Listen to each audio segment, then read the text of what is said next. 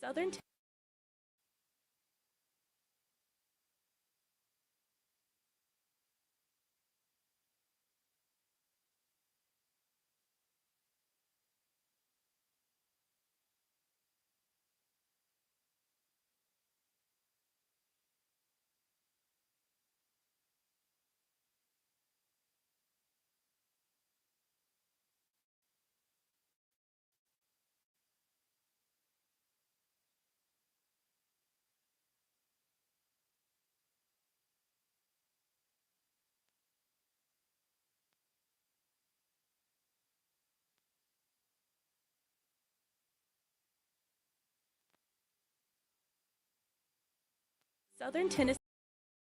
Southern Tennessee Regional Health System. Pulaski is here to help you be well. Our mission is to make our community healthier, and we're your community hospital. We're committed to providing trusted care when you need it most. From wellness checks to emergencies, we're here for you and your family.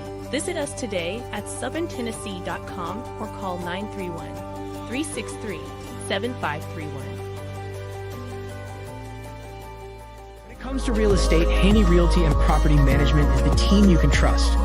Our extensive knowledge of the market and industry allows us to help our clients with any real estate need. We know how to get results. So whether you're looking to buy, sell, or rent, let us put our expertise to work for you. Call us today at 931-347-9150 or visit HaneyRealtyPam.com to learn more. Haney Realty and Property Management, your best friend in real estate. If you're looking for a new job, let M&M Staffing be your guide. With over 20 years of experience, we know how to connect great people with great opportunities. We work with over 80 companies, so we're sure to find the perfect job for you. Our team is dedicated to helping you succeed, and our high customer satisfaction rate proves it. Ready to get started? Visit us at mnmstaffing.net or give us a call today at 931-347-4255.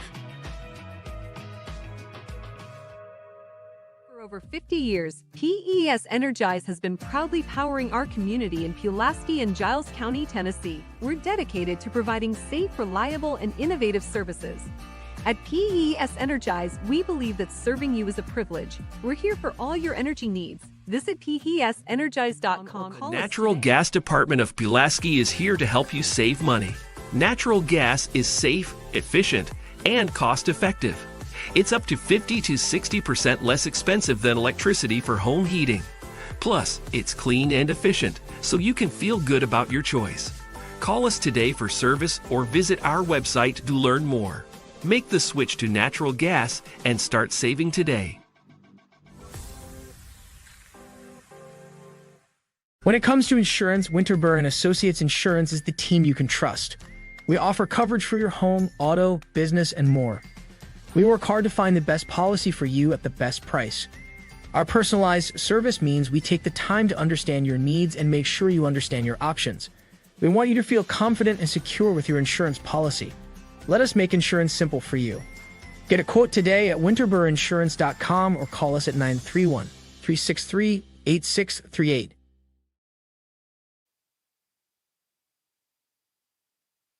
Southern Tennessee Regional Health System. Pulaski is here to help you be well. Our mission is to make our community healthier, and we're your community hospital. We're committed to providing trusted care when you need it most. From wellness checks to emergencies, we're here for you and your family. Visit us today at southerntennessee.com or call 931-363-7531. When it comes to real estate, Haney Realty and Property Management is the team you can trust. Our extensive knowledge of the market and industry allows us to help our clients with any real estate need. We know how to get results. So whether you're looking to buy, sell, or rent, let us put our expertise to work for you. Call us today at 931-347-9150 or visit HaneyRealtyPam.com to learn more. Haney Realty and Property Management, your best friend in real estate. If you're looking for a new job, let M&M Staffing be your guide. With over 20 years of experience, we know how to connect great people with great opportunities. We work with over 80 companies, so we're sure to find the perfect job for you. Our team is dedicated to helping you succeed, and our high customer satisfaction rate proves it. Ready to get started?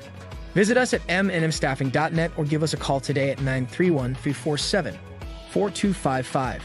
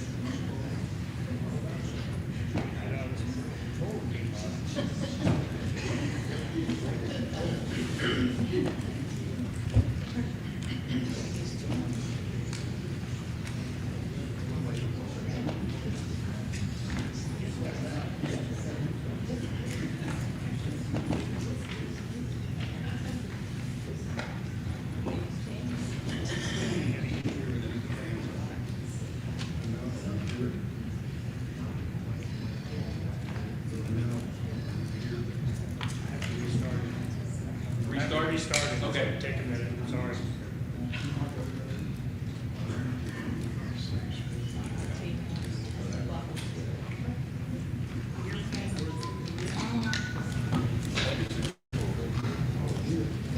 When commissioners present. All rise. 45 session on the Graham stove. Mr. Reed, will you lead us in prayer, please? Lord, we thank you for this beautiful day. We thank you for the weather that we've had, for the rain and the results of it as we see the beauty of the landscape of our beautiful county. We ask you, Lord, that we be good stewards of our county and preserve it for not only those in our lifetime here, but those that are yet to be born or yet even to be conceived. We thank you, Lord, for the individuals that we have in this county. We thank you for our constituents. We ask you, Lord, to be with Commissioner Tim Reisner as he's having health issues. We ask you, Lord, to heal him, protect him, and thank you for the watch care you've given him through some severe health issues, and ask you to continue to do that. Lord, I thank you for the upcoming holiday that we are about to enjoy. Help us to know that it is for the purpose of memorializing those that have made such sacrifices for us. We know, Lord, that without your hand, our nation would never have been a sovereign and free nation. We can look at history and see miracle after miracle that happened to our forefathers. And Lord, we thank you for the blood that bought us our freedom. Not only did it impact those that were whose lives were taken, but families, the families that were immediate and those that came on even after their deaths. Help us to always appreciate those that have fought for us and sacrificed for us. And let us know that if we have not been a part of that, that we were warming by a fire that we did not build, that we're enjoying a blessing that we did not bring about. Lord, I ask you to be with us as a commission. Help us as we face some struggles in trying to balance the budget, and trying to have our infrastructure replenished and preserved. Help us to look to you for guidance. And Lord, as we work to do this, help us never to let praise get into our heads and make us do things for feeding that praise. Never let criticism get into our hearts and stop us from doing the right thing in order to vindicate that criticism. Help us to enjoy one another as we work together for the things that are for the good of our county. And Lord, may we look at things that will preserve the beauty of our county today and help us as we search for true living, true meaning, and true value in the things that we do. For it's in Jesus' name we pray. Amen. I pledge allegiance to the flag of the United States of America and to the republic for which it stands, one nation under God, indivisible, with liberty and justice for all.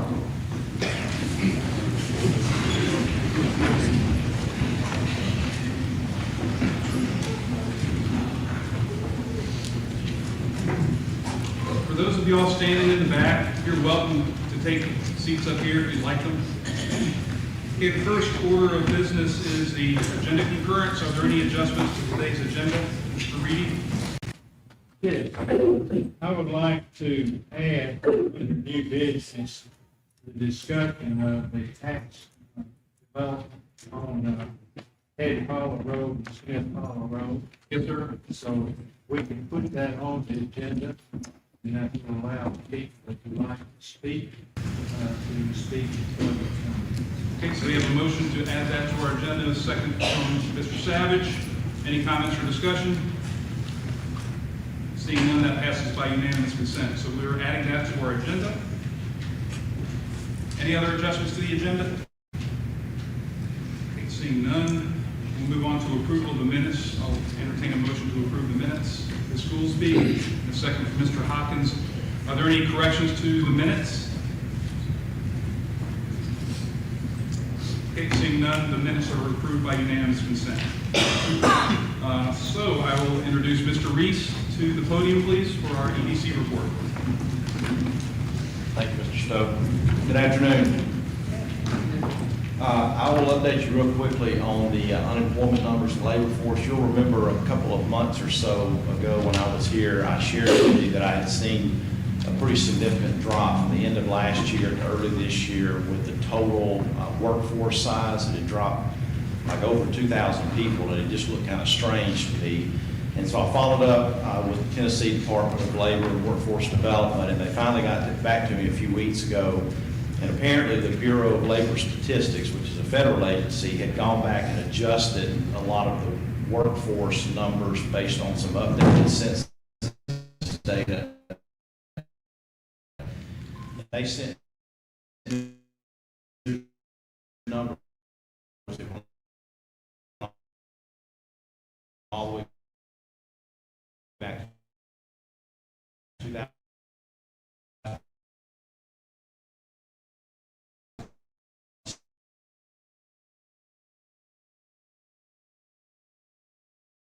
You just calculate a percentage. And so if you go back the last several years and look at the new data they gave me, it shows that the unemployment percent is actually higher than we have been reporting for a number of years now. But if you look at the actual number of unemployed people, the reason the percent went up is because the total labor force numbers went down, but the total unemployed the same, and so it just became a higher percentage. And so that's the reason I really try to, instead of focusing on percentages, I've been trying to report just, actual numbers for you. So if you look at the actual number of people that are unemployed, it's still in that 550 or so range, but right now that equates to, an unemployment rate of around 4% or maybe a little bit higher versus some of the numbers we were seeing last year down in the low 3% range. And so I got all that straightened out, I think, in my head. So if you have any questions about that, you can come see me later. We continue to get projects requests occasionally looking for, but everybody's continuing to look for a building. And so we've talked about that before, that when they come in, they want something they get the ground running on pretty quickly. And so all the requests we've had since the last time I was before y'all are people looking for a building generally in the 100,000 to 200,000 square foot size. And we have no building now. You're aware of the site development grant that we have. That project out on Lot 5 in the South Industrial Park is moving ahead. The TDEC permit should be done either now or in the next few days. And as soon as we have that, then Floyd will start work on that, and it'll take 45 to 50 days to complete that work. And then we plan to go back later this fall. We'll come back and discuss that with you because there would be additional requests for matching funds again. So we'll have to come back and discuss that with you. But the plan will be to go back either this fall or this spring and try to ask for money from the state to actually build a building on Lot 5 so we can start applying to some of these requests that come in. Also, another project that's been going on for quite some time is the widening of Tarpley Shop Road to make that additional access.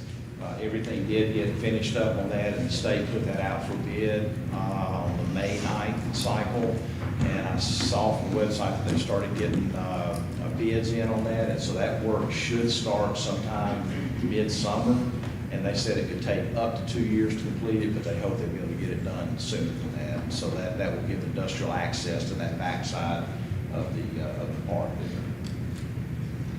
I'll keep it short since I know y'all didn't all come here to hear me talk about economic development. So, unless your questions, that's it. Yes, ma'am. Do you know what they adjusted the population to? I didn't see an adjustment in the population. It was an adjustment in the number of people that are considered in the labor force. And that's and to be considered in the labor force, you just have to be within like a certain age range that you can work as civilian labor force. It doesn't include any military people. But I didn't see any adjustments to the census thing. It was just the labor part. I assume it's associated with, you may remember back a few months ago, there was a big story that made national headlines where they adjust the number of jobs that were created like over the last 1 or 2 years. And I think it was part of that whole look back and trying to kind of true up some of the numbers. Okay, thank you, sir. You're welcome. Amen. What percent or what dollar amount do you think you'd be asking for on the match for the next renovation or for the expansion of that lot coming back to the commission? Yeah, if you look at, the history there is we asked for a total of $5 million from the state this last round, and they only gave us $1 million. It was a 15% match, and so it was $1 million that we got.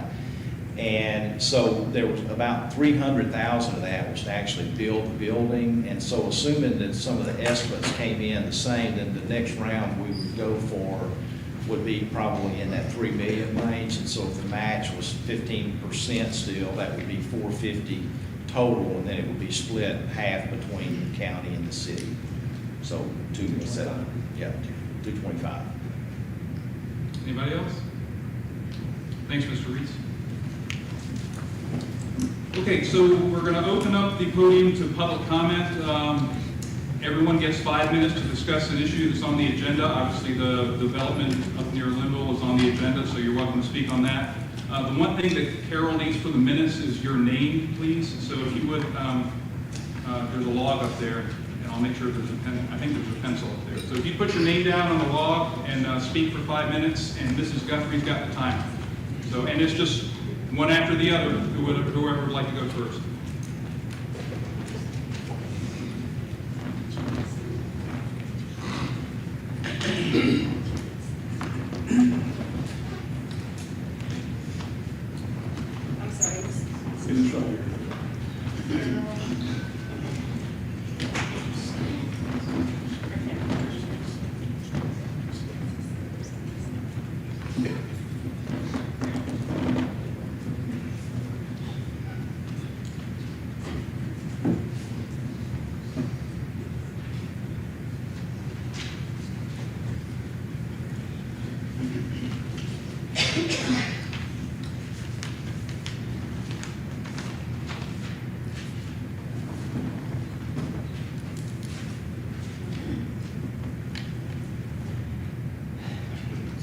is Nicole Meadows, and I'm here to talk about Creo Ranch. Some of you may know about the social media effort against this development. And I want you to know that we began that because we soon discovered that our neighbors had no idea about this development. And the people who are living in existing houses had absolutely no forewarning that they needed to pack up generations of their family's history and vacate the premises.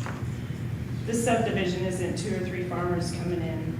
It stands to have a huge negative impact on constituents right now. Eventually, all of us will feel this. I know the current landowner has a right to sell his property. I'm all about rights. My husband literally fought and bled alongside many men so that we could still have rights. And there are people that are probably in this room who've done the same thing. So my argument isn't about the sale of land, even though I don't believe that the way that they've gone about it represents our people. My concern is the concern of so many of our constituents. It's the lasting impact on our community. This is a county where so many people have roots that run deep, and families want to keep it that way. But how are they going to do that when developments like this threaten to inflate our local economy? How will our sons and daughters buy houses here? This company references quick facts to potential buyers. They offer 143 parcels at $30,000 per acre if you buy a 5-acre tract, or $25,000 per acre when you bundle it at 15 acres or more. When a portion of this land was on market, it was roughly listed at over $9,000 an acre. Now I ask you to think about what that markup will do for our kids and what it will do to young adults right now, or for all of us that struggle to pay property taxes already. Another concern is about water. Now they're not going to use public utilities, and they say they're going to catch rainwater and dig wells. So I can't speak in 5 minutes about rainwater, but most of us can relate to wells. So, my family's heavily dependent, well, fully dependent on wells, and there's been times that I've had to load up my own kids and go to neighbors to give them baths because it's pushing silt. And I've known families that their well has completely run dry. There's a farmer next to me whose land also borders this subdivision, and he's recently had 105 acres assessed for a well, and only three sites were approved for a well. So I ask you, what does that mean for the people they're selling to? That will soon become your constituents and our neighbors. And at the recent public meeting with this company, this concern was raised by our community, but never fully addressed. But honestly, how could they when there hasn't been any preliminary assessments completed on the property? And I know that some of you believe that your hands are tied and that there's nothing that you can do. And I've read the public announcement detailing the opinion of some officials and representatives of the county. That didn't bring any clarity to the situation. It only brought more confusion. I'm not a politician or lawyer, but I can read, and our county subdivision standards don't actually appear all that ambiguous to me, nor does it appear ambiguous to a large portion of our community or other legal professionals with unbiased opinions. Section 3 of the standards offers us the definition so we all know what we're talking about. 3E defines street as a public or private way provided for the accommodation of vehicular traffic or means of access to a property, and includes streets, avenues, permanent vehicular easement, boulevards, roads, lanes, alleys, or other ways. This development has made it clear that the access to each owner's property will be private, but they will indeed be putting in roads. Not far below that, we define section 4. Under 4B, we can read that these standards apply to a subdivision as defined in section 3. These standards do not apply to tracts or divisions of 5 acres or larger not involving the construction of roads. This is where your hands become untied. This is where you have something to stand on. That italicized word, not. It's not an accident that was added to our standards. It is a protection for our community. I see it, and so 540 people who signed our petition asking you to please enforce our standards on Creo Ranch development. We have the support of Mr. Beebe, and I'm asking the rest of you to please join him and just enforce the standards that are already existing. Yes. Thank you.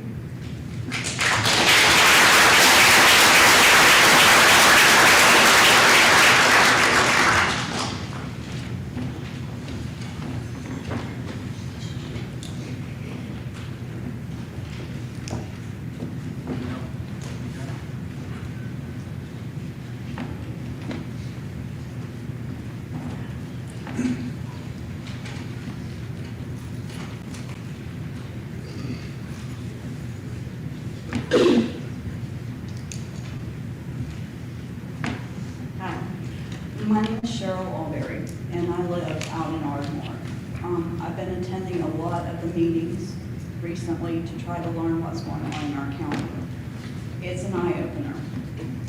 Period. All the meetings are open to the public, so anybody can attend them, and I would request that people start attending more of the meetings so that you do know what is going on in our county. Right now, we've got over $20 million in capital projects that are being done. We don't even have all of the budgets in for the fiscal year 25-26 yet, and we're already $1 million in the red. So our commissioners are going to have to do a wonderful job about cutting that and figuring out what to cut out without hurting people. But the main thing I'm here for is our EMS building. Trust me, I respect our EMS personnel. I'm a nurse and I was a first responder before. I know what they deal with. And one of the things that was brought up at the last meeting is a pay raise for them. We have lost 3 EMS workers to Marshall County just recently. And it was because of pay.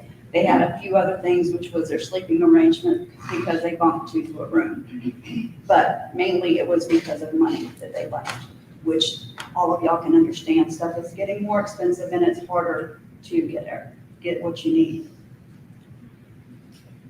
The EMS between February of 2025 and back to January 2024, they ran 6,682 runs. That averages 550 to 625 a month. Right now, we are short-staffed. They need 6 more bodies to be fully staffed. And what that staffing would consist of would be 1 unit at Richland Station, 1 unit at Elkton Station, and 2 units on the main station with 1 more.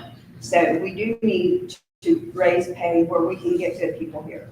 And Chief Chavez, she has done wonderful with bringing up more training so that we have some of the best EMTs and paramedics here in Giles County. So I can't fault anything there. It comes down to a money issue. We're losing them because of pay. We are way behind Lawrence County, Marshall County, and Lincoln County in what we pay our people. And as far as the new building, they're talking $10 million out at the Ag Park. And then they started talking speed that, well, by the time you bought it and you did all the renovations that were needed, it's going to come up to a little over $6.8 million. It's $10 million for out of the Ag Park. They have worked on that, cut some things out, and brought it down to $7 million. But still, there's a projected growth in Giles County of 0.2% over the next 5 years. So what we need to do is think about renovating the old building, and I know that's on the agenda tonight to never be talked about again, but that's one thing that does need to be done. I was in there for the thing Saturday. It was wonderful. Everybody was really nice. They do sleep 2 to a room, and I can understand somebody snoring, and you're not used to that, and it's not your husband or wife. You can't elbow them. But for right now, we can't afford a new building. And then they were talking about that we needed a new building so that the medications can be kept in a climate-controlled environment. If you go to Elkton Station or you go to Richland Station, neither one of those bays have air conditioning. So even if you built a new building, you're still going to have 2 out there without having their medications climate controlled. So Saturday, there was 2 ambulances running in the whole county. They were at the main station. Like I said, I live in Ardmore.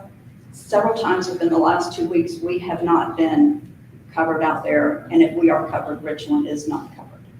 So that's something that we need to think about. We don't need to build a new building. And then the airport, they're going to be talking about the grants for that were misappropriated. They're not. I would suggest that you go out to the airport, check it out, see all the stuff that has been done there by Mr. Jones. He will give you a tour and he will give you a history of the airport, that everything's been done. And another thing I would request is not to change the beer zoning distance. It doesn't need to be 200 feet from our schools or our churches or our kids. Thank you.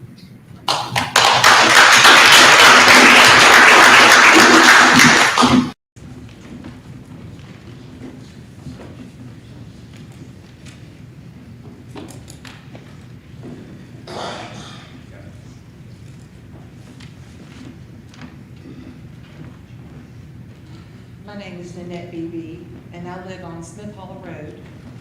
I expect you all have a good understanding of who acts to centralize real estate is by now, and the development of a ranch on Smith Hollow that is currently marketing the sale of parcels. I believe you are now aware that most of the community in Linville are very alarmed and upset by this development for, I believe, valid reasons. The fact that this large development can be built without oversight and regard to the community is at least very disturbing.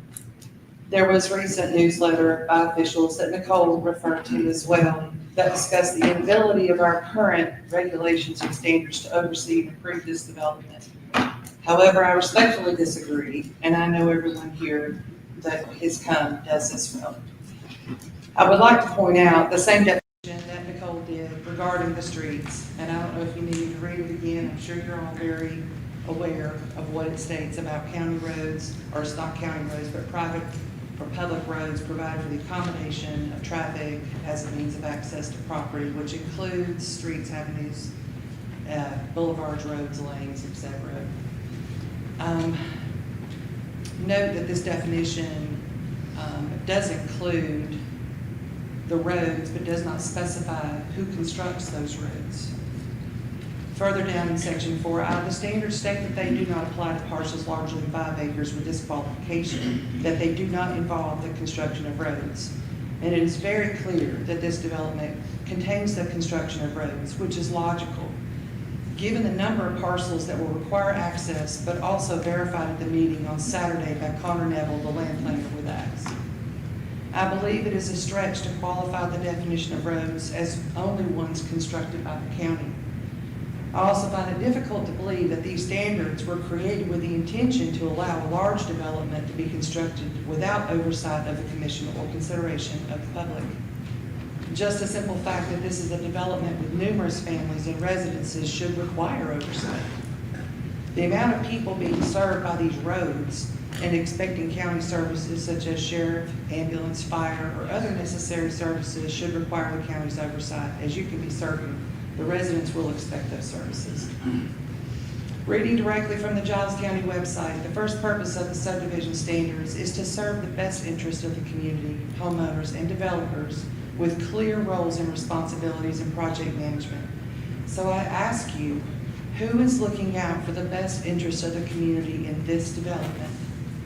Was it the intention of these standards that a developer such as ACTS can develop 922 acres with houses, roads, infrastructure, etc., and not have oversight? How can anyone think that this will not impact our community? It defies logic. I spoke with the commissioner as oversight of the Little G Ranch in Grapevine, Texas today, which is another one of ACTS developments. And there's only been the sale of parcels so far. There is not a successful community because there's nothing that's been built there. No wells dug, no infrastructure. However, I have heard from ACTS that this is a successful community.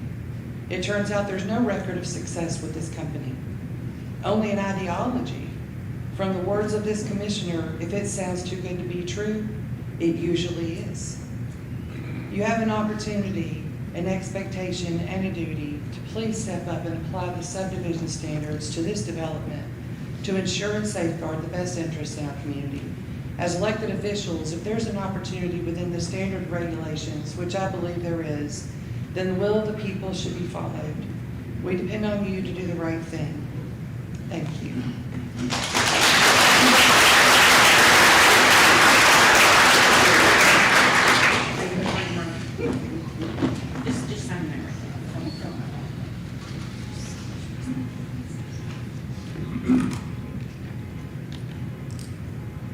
Good afternoon. My name is Randy. I work with Giles EMS. Today I'd like to address you on the issue that is critical to our EMS team, which is Ms. Alberry stated. It is our pay, but it's also our building.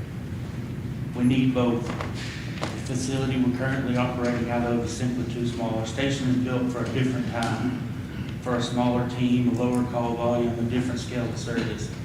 That time's past. It's in the past. We now have employees who are forced to co-sleep, which opens us up for all kind of dangerous situations, because you got male and female in one room. we have to work long shifts. Our facilities is where we sleep. It's like our home on a 24-hour shift. And we need something that's gonna suit our needs. We're running out of room. We've got equipment that costs a lot of money sitting outside. I do a lot of our truck maintenance and logistics, and we had a truck get damaged in the storm because it has to sit outside. It just cost us money to get it fixed. So we're just wasting money on stuff because our building's not big enough. I challenge y'all to look this up. The average career of a paramedic is 3 to 5 years, and I don't know if you know why that is, because it's a lot of EMT and paramedics a mentally draining job. You see a lot of stuff, people on their worst days, like you never see somebody who's happy, smiling. You always see people in their worst times. And you have to come back and have somewhere nice to just kind of take that load off. And you really don't have that at our current main station now. With the growth, with y'all want the growth of exit 14, emergency services is gonna have to grow too, to reach out to exit 14. So I just challenge y'all to think about some of these things that y'all don't see. And I appreciate Carmen and Aaron, just all y'all coming out to our open house the other day. It really means a lot for y'all to come see what we're dealing with. Thank y'all.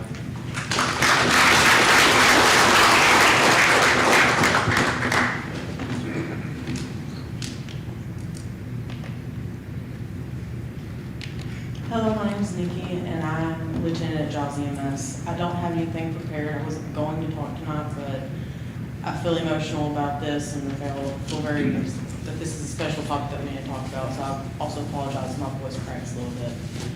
We did have an open house the other day. I believe we had 12 attend, and it's a glimpse into our home. It is our home. We're at the ambulance service more than we are at our own house. But at the end of the day, nobody understands what we are living in unless you have one of these shirts on. We're the ones that are there 24 hours. We are the ones that are there in disaster. So we do appreciate you taking a glimpse into our home, but you don't understand until you're actually there spending the night with us. But many people have talked about the building, and at the end of the day, you will choose what you want to choose. I will say EMS deserves both of them. But at the end of the day, the one thing I wanted to talk about before my time is up is the one piece of equipment that is hurting our service, and everyone has one. I guess this is on me, but 7 years ago when I started Giles EMS, I didn't know who our 21 commissioners were. I guess that's my fault, but I changed nothing, and within the last year or two, I learned who all 21 of you were very well. And so have our new hires that have come and gone because the lack of political standing we have behind us and the lack of political cohesiveness we have in this county. The anger, the deceitfulness, the arguments that we see on Facebook and that our new hires see on Facebook truly do have a long-lasting reaction on our already stressed mental well-being. Yeah, I know I could easily put my phone down and go about my business, but that means that I have to just delete Facebook altogether because it's all over. We're already stressed enough. I know it comes down to money, and y'all have a job to do, but the hatred doesn't have to come along with it. It's not part of your job description. Working together to get one job done is what your job description is. So I just ask, next time you see somebody wearing the shirt that I'm wearing right now, give them a hug. Tell them you do appreciate what they do. And maybe it also shows in your vote. Thank you.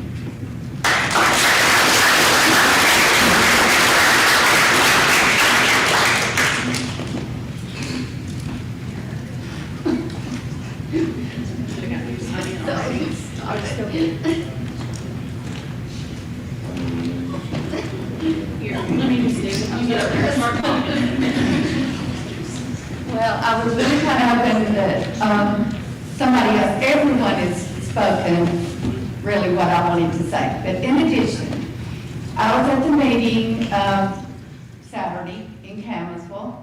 The communities that are going to be affected by this ranch is really Linville and Campbellsville, but really all of the county. I was telling them the other day, I'm old enough to remember when the hippie farm came, and you would say, oh, where do you live? Summertown. Oh, that's the farm. You better remember, this is called the ranch. When somebody says, where do you live? Giles County, you better believe they're going to be saying, oh, the ranch. It is a commune-like setting that they spoke about. And the main thing that I want to say is, when I come to the commissioners' meetings and to the different committees, I've been told by our commissioners that they are going to vote by what they are told from the citizens. We only had Mr. Reedy there the other day. There were over 100, whoever was there, it was 100, 150 people there. Now, when they were asked, nobody was in favor of this. So if you're,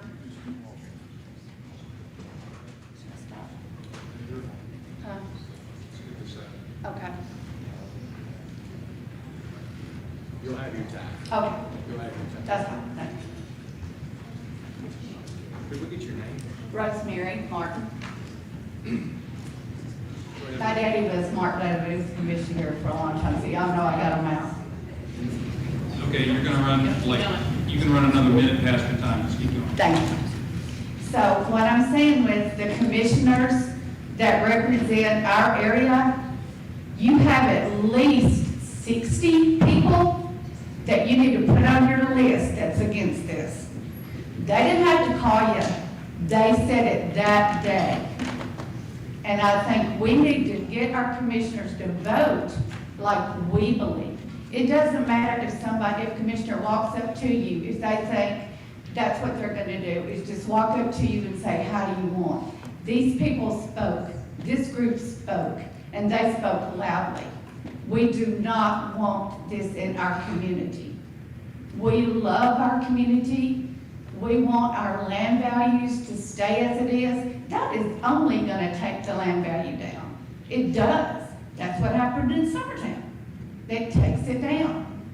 So I'm going to bring this word up, and I think that it's time that we listen to people who might be interested in zoning, even if it's the smallest part of zoning. I've asked Graham to see about a group, and he has talked to his CTHS. And this is a group they can explain, right? Yes. About zoning. Can we please just listen? If I've never seen, all the years that I've been here, the number of people come up to me saying, what are we gonna do? I'd be for zoning now. I'd be for it now. So I think we really need to rethink that, and don't think about the last time this happened, because it was ugly. Don't think about that. But I think even some of the people who voted against it last time would be for it now. One thing this guy said when he was questioned Saturday really stuck out in my head. They said, what made you come here? And he said, well, it's no resistance here. Now that's what we're seeing as. Come on, do anything you want to us. We're just sitting here. I'm not just sitting here. So I really appreciate all our commissioners to have an open mind about this. This is just the beginning of stuff coming. And they said something, well, you might as well just accept it. It's coming this way. What's coming this way? I like my lifestyle. I like my rural area. I love my rural area. And I want to protect it.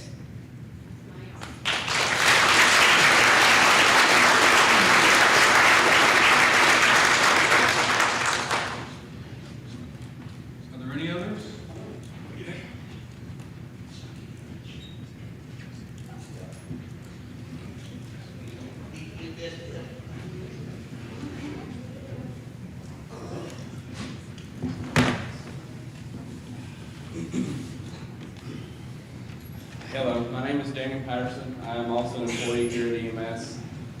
I have been here since 2020, so 5 years now. Nikki and Randy and Ms. Alberry kind of touched on some subjects that I just kind of want to reiterate. Yes, pay is one of the things that has been a challenge for us here. For as long as I've worked here, Giles County EMS has been the lowest paid service in this area at some point in time. You know, there was a point last year where we got a pay raise and we were just above a couple others, and then a few months later we're back down to the lowest. One thing that I will say is this group of people that work here at this ambulance service, not just myself, but the other people here, are some of the most compassionate people for this community you will ever see. These people go through extra training. The state requires us to do a certain amount of training every 2 years to keep our licensure. Every one of these individuals goes above and beyond so that they can provide this county the best service possible, so that they know what they're doing is the best thing for you. There's people here that have worked here knowing that they're going to get paid less than places around them, because they're not doing this job just for the money. They're doing it for all of you people. They love this community. I'm one of those people. I don't even live in this county. I work here because I love this county and this community. This place has been such an amazing place to work, because up until the recent few months, I have felt that our commissioners in our county give us full support. But one of the things that Nikki talked about earlier is the phones, Facebook. I don't know if you realize how disheartening it feels to be an employee here putting in your soul into this job. Our life expectancy is shorter. Our career expectancy is shorter than any other career just about in the world, because of the stress and commitment that we have put forward to it. And then we get on Facebook and we see our county commissioners or citizens in this county saying horrific things about how we're embezzling money, or this money's going here, we don't deserve this, we don't deserve that. I encourage you to think about that. These people literally sacrifice part of their life every day. Just like law enforcement, we're put in dangerous situations. Me and Nikki, just the other day, almost had a gun pulled at us. We don't have bulletproof vests on all the time. We don't have guns to defend ourselves. We don't have training to defend ourselves like that. But we're put in those exact same situations as law enforcement. We go to structure fires.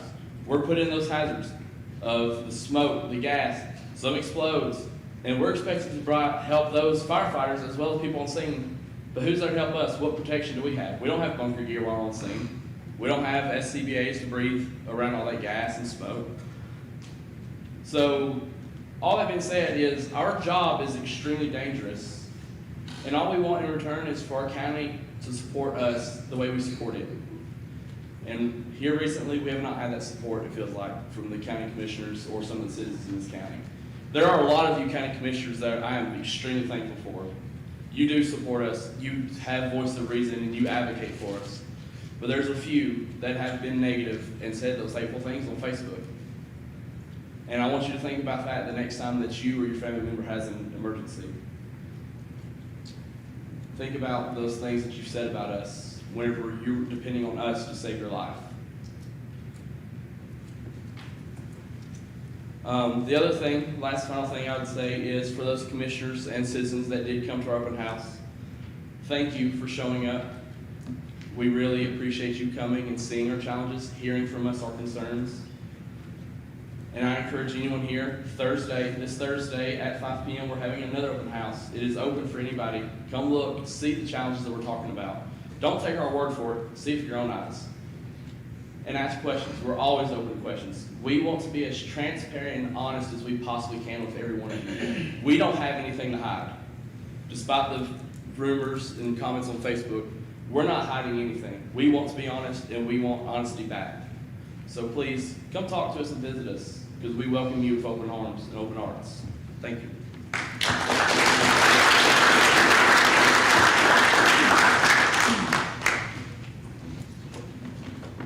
My name's Elgin Lee-Red. We own Lee-Red's Kitchen and Seafood, top of Anthony Hill in Good Spring. I'm here today to ask for the reduction of beer sales from 600 foot to 200 foot.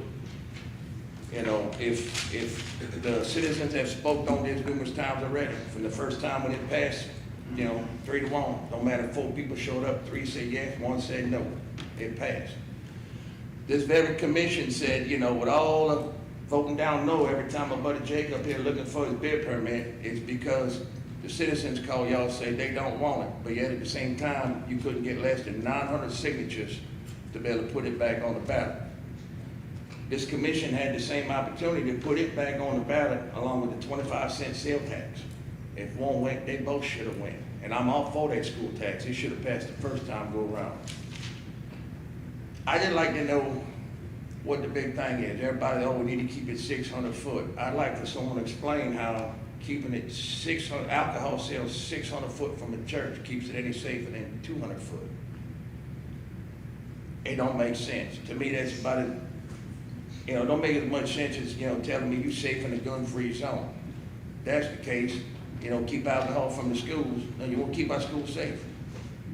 My opinion, put your teachers to gun training, put them a gun. That's when most of your stuff happens in the school. Alcohol got nothing to do with it. Everybody's worried and talking about, oh, bar rooms are gonna pop up. Since the 200 foot has happened in the city, reduction, I want somebody to name me one bar room that has opened up in the city. Not one. I would talk with the police department yesterday, Pulaski Police Department, Monday. Last Monday, I want to know what crimes, in any way, which shape, form, or whatever, has increased pertaining to do with this 200 foot reduction rule. None. Business as usual. Crime has not increased. Bar rooms have not opened up. You know, I feel personally we giving more shelter, protection, and rights to churches than small mom and pop ran, locally owned, tax-paying businesses. So we pay our taxes. Y'all got $20 million project. Y'all need EMS building. Y'all need all this money. Y'all ain't got no clue where it's gonna come from except the wheel tax. Good luck on that. It ain't gonna happen. I'll fight that tooth and nail. Next thing y'all can do is gonna be property tax. Y'all raise property tax, good luck in getting elected in them seats next time when y'all vote yes for property tax increase. You got 2 restaurants in the county right now asking for beer permits. Give us a beer permit. Let us pay you 40% more in alcohol taxes on top of what we already currently paying. We're begging y'all. We get told no. We're not no multi-billion or $1 million company coming up in here to Pulaski looking to set up shop and factories, asking what kind of tax breaks can you give us and for how many years can you give us. No, we pay our taxes from day one we open our door. And we got less rights than that. We're getting told what we can and can't do in our privately owned businesses. Like I said, 600 foot, 200 foot. You tell me what's the difference. My wife called Mr. Jimmy, which is the minister right across the street from us today. We got his blessing. He said, that is your business. You should be able to sell whatever the heck you want to sell. We even told him if it does pass, out of respect for them, I wouldn't sell alcohol on a Sunday. Out of respect for them, he said, not necessary, but we would do it. We got the minister across the street's blessing. And other than just, we don't want, my problem with this whole thing is a lot of religion. I don't know when and how this became about religion. This ain't got nothing to do with religion.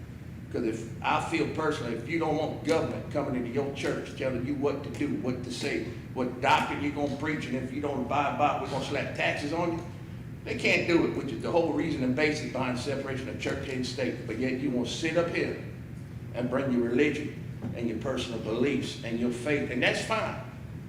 But if we ain't believing the same thing, why is it false? You want to govern your church, the church should be in government. What should be going on in here is good old-fashioned common sense. And that seems to be left out in the car a lot of times. I've been to a few of these meetings and watched our hard-earned tax-paying dollars at waste. Now, I know our little tax ain't going to knock out your $20, $30 million plus rising costs and projects that are already going on, but it just started something. And a little bit of something, that's better than all of nothing. Thank you.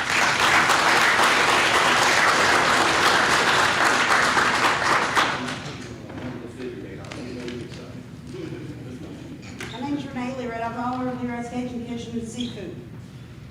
First, I would like to touch part on EMS. Sorry, y'all, I'm sharp. Without EMS, that man that just walked away from here would be dead today. Yes, ma'am. They have a young guy, and I don't know his name, but he jumped in my bed with my husband.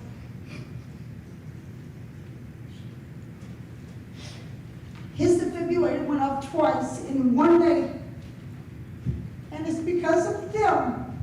My 3-year-old son has a father.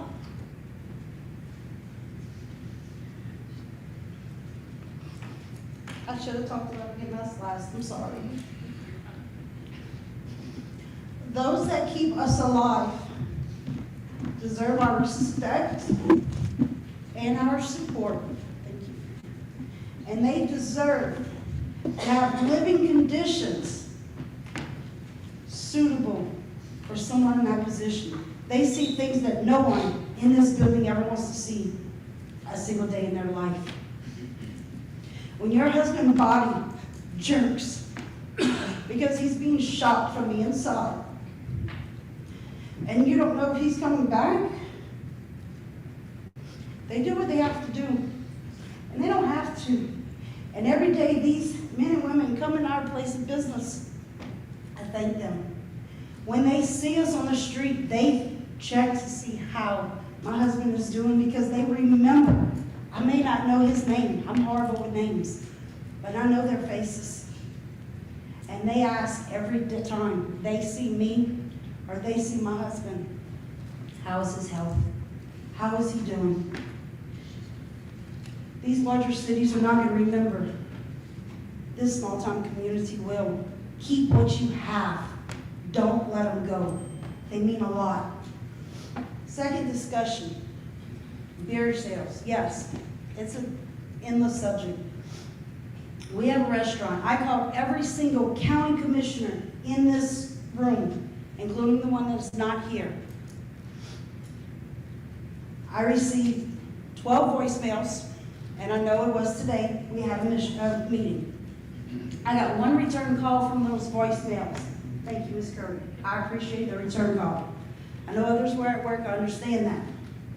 I had one call that for some reason kept disconnecting me. He's a bus driver. I figured he was in a no service area. One was a home phone and was constantly busy.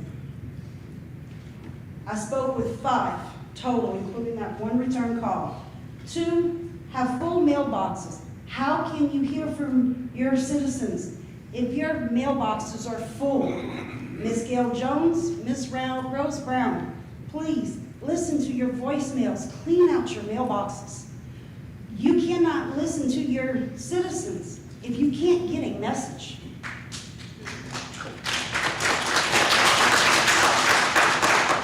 One of the phone calls that I spoke with was Mr. David Adams. Mr. David Adams was very honest with me. He said he was against this. Then he brought up the subject about the land that has been discussed today. Said his belief is we shouldn't tell a landowner what to do with their land. So I questioned Mr. Adams, as you recall. If you're not going to tell a landowner what to do with your land, why are you going to tell business owners what they can sell?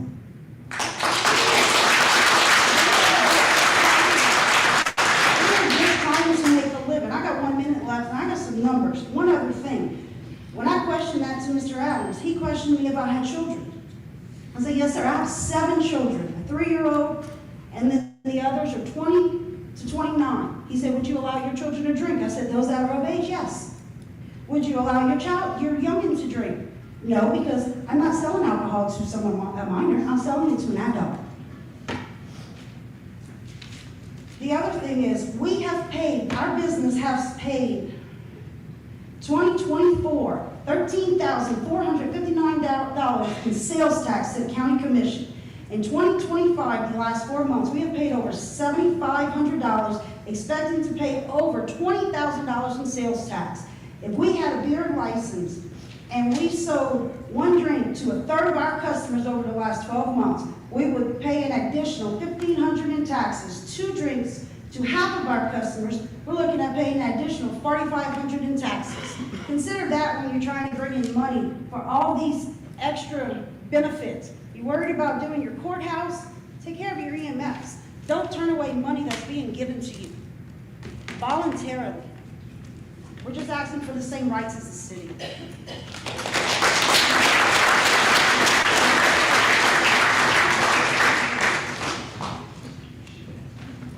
I'm Renee Ryan from the Bryson community. I'm in District 5.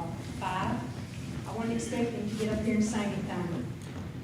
My family lives in the Bryson community. Lowering this distance from beer drinking to 200 feet affects me. It's going to affect everyone living in Giles County. It's a safety issue, and it's not a big tax revenue thing. I'm all for the progress of this county, but there is a laws make us abide by rules.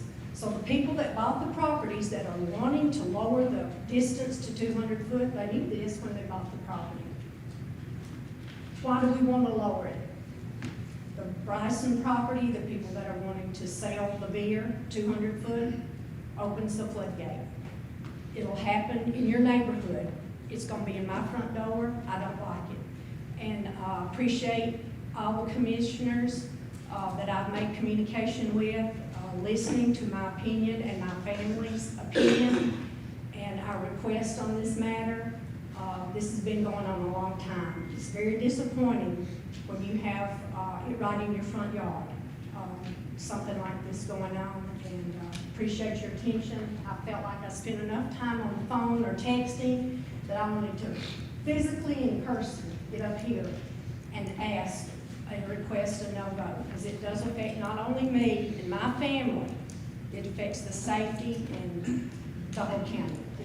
It'll happen in your front door if you don't take a stance on this. And I appreciate all the commissioners listening. And like I said, my family's been up here more than once at these county commission meetings asking for your support on not lowering the distance for the beer sales.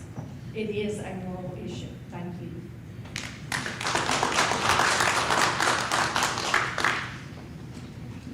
Yeah, are there any other public comments? Can I have a little bit left? No, I'm sorry. Okay.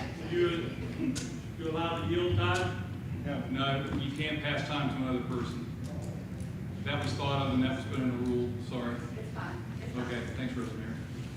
Okay, this is representative democracy at work, so appreciate you all being here tonight. Everything that you all have spoken on is going to be addressed in today's business, so the ranch issue is going to come up under new business, so that's already going to be coming up there. Mr. Jones, you had a question? Yeah, there was an accusation made about some commissioners has accused the ambulance people of investment and made derogatory comments about employees. Commissioners have. Okay. Can we address that? Can they tell us who it is so we can get ethics charges filed against the commission? Let's handle that after the meeting. I don't know. It's yeah, I mean, I heard the comment too, Terry. yeah. Well, it's a little disheartening that they might misrepresent or I don't know, make accusations that are not true. Yeah, I've heard public comment on some things where the details weren't exactly correct, but I'm not going to correct them on it. I think they need to ride. Thank you. Okay. We're going to move on to elections. Now you can go first. First election is notary's public at large.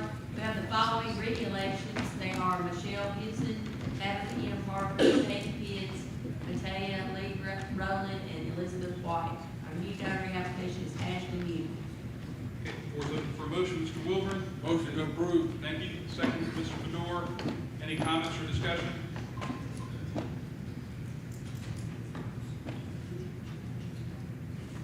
Okay, please vote.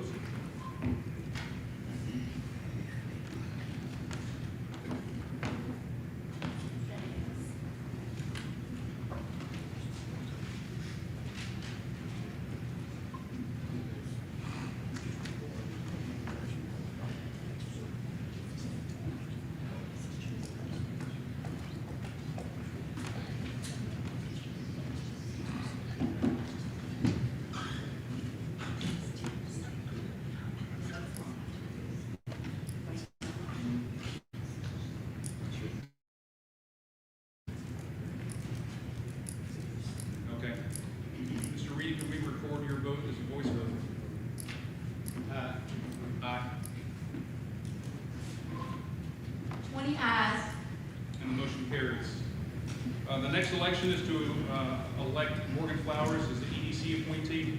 Just so you know, she's our Greenbelt representative in the unincorporated area of the county. Mr. Wolver? Motion to approve. And a second by Mr. Butler. Comments or questions?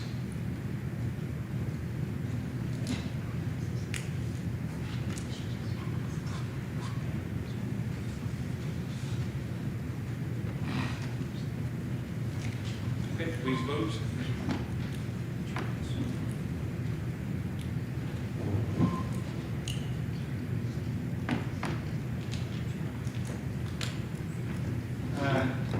Thank you.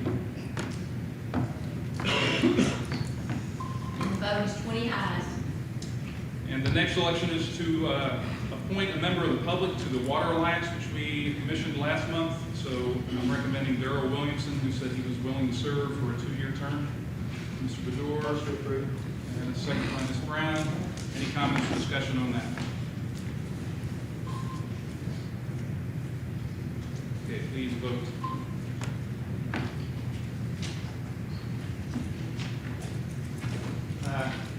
Thank you. Now working.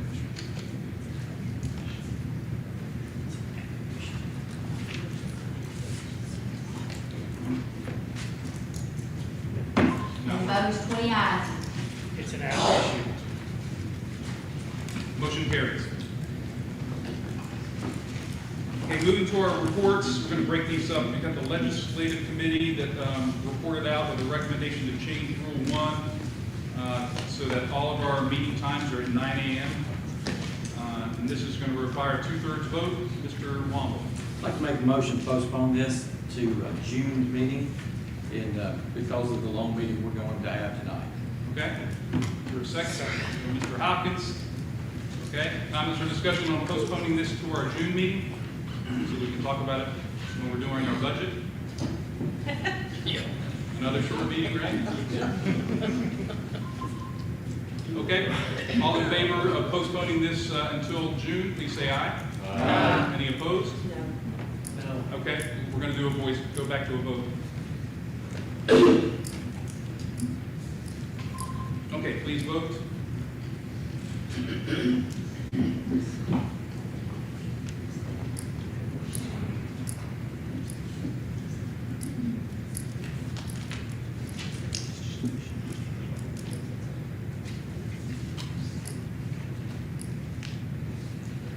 Mr. Reedy?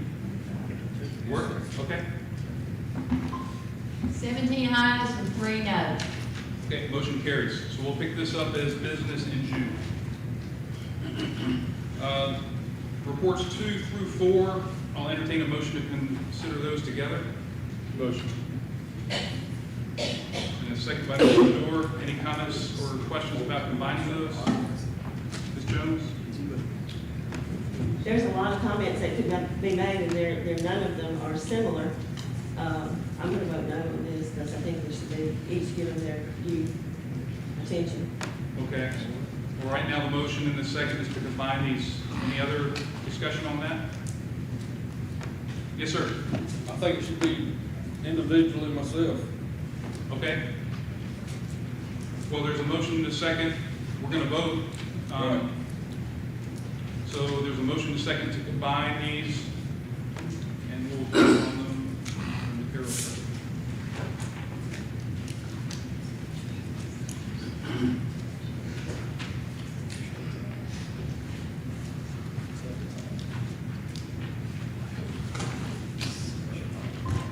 Okay, please vote.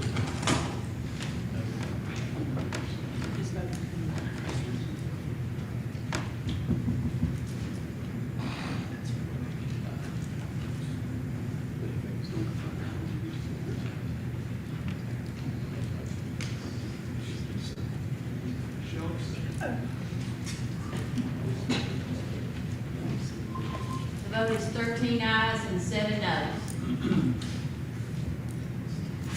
Okay, so the motion carries to combine these. Yes, Mr. Jones? Yeah, I'm just wondering, when we voted on 2 to 4 to combine, how did David get to pull number 1 out without a vote? That's because it required a 2/3 majority. Okay? When you're voting on reports, just understand you're not voting to approve them, you're voting to accept them and so that they go into the record. That's what you're doing when we put a report before the commission. All right, so it was approved to combine these, so I'll entertain a motion to approve the combined reports. Mr. Savage and a second from Ms. Curry. Okay, comments and discussion. Yes, Ms. Jones. Got a couple of things to discuss. One is number 3, the Abernathy Field Airport. I need some answers to some questions. Who wrote the report? I'm not sure if there were a handful of people, but it was given to me by Mr. Rowe. He's the chairman of the board. Okay, he's not here, I guess. No. Okay. I think it's meant to be delivered as a group, and he put all the names of the board members there at the end. Do you, Mr. Chairman, stand behind every statement made in this report? Is it all true? I just recognize them as statements of fact. Okay. Well, I happen to know that, and anybody that has looked into it knows that there's a lot of misconceptions that are presented, and to agree to a report in which there's a lot of misconceptions, a lot of misleadings, and some would say even out and out lies. That's putting your name behind our personal name and our influence behind the report that is misleading, at least misleading. And I don't believe the state has given us authority by which we are able to lie without receiving some kind of censure. If anybody has looked into this, they know what they're looking at, and it is it's misconstrued. On number 4, the charter of the Giles County Joint Emergency Coordination Board. Oh, okay. Or should we stop there? No. Okay. I was looking that over. I don't understand why we need, the commission itself needs to be voting on this. The sheriff is independent. He can attend or not attend. I see he signed the little paper here. The emergency management, whoever represents them, answers to the county executive. So he may attend the meeting at the county executive's insistence, emergency medical services as well. And then the fire and rescue squad, I don't think you can demand that they attend or be part of this because they are, I guess, still a 501c3 organization. There's no demand to meet on them, Ms. Jones. Well, the way it reads, it seems that way, but what are you getting from the county commission? You're getting our approval, but yet you don't need it. No, so this went through the Public Service Committee as a report, and that's why it's being presented to you as a report to go into the minutes of the commission. I don't see what the point of it is, because you can do all of this without the commission. Yes, but, I mean, we often talk about transparency, right? We do. Yeah, so that's what So this will is. these meetings be advertised, or are they secretive? Will the meetings be secretive? Joint Emergency Community, they haven't met yet. But I'm saying, will they? When they meet, no, that, it's not secretive, it's just department heads. I'm getting sorry, together for a will meeting. they? So even though we might approve this, we still don't have any, If you have any knowledge. questions about anything that this board gets together and talks about, feel free to ask. Okay, somebody else had their hand up. Mr. Reedy. Yes. Voting yes on this is not necessarily saying we agree with it. Correct. It is saying we are accepting it. We are accepting it, and we have considered, and we understand this piece of information that we put with other things that we know in order to make an effective decision.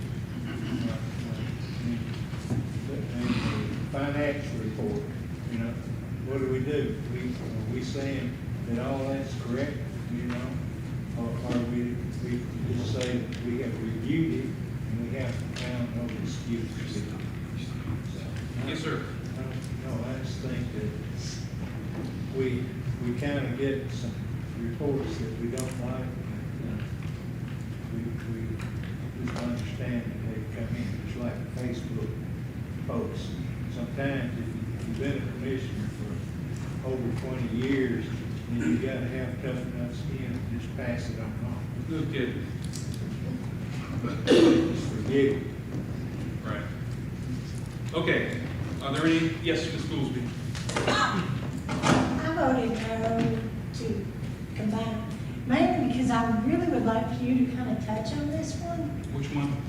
In the committee, the joint committee. Oh, okay. I think the public and the people sitting behind the camera Sure, don't have so a clue what a let me- great deal this is going to be. Let me give you a little history. So 3 years ago, roughly 2.5 years ago, we tried to bring our emergency services together. Basically, they were working together in the past, but we really wanted more joint coordination in how they train together. Obviously, when a crisis erupts, emergency services doesn't go out in a silo. Ambulance service doesn't go out alone. Fire and rescue is usually a part of it, so we wanted to work those teams together in tandem in training.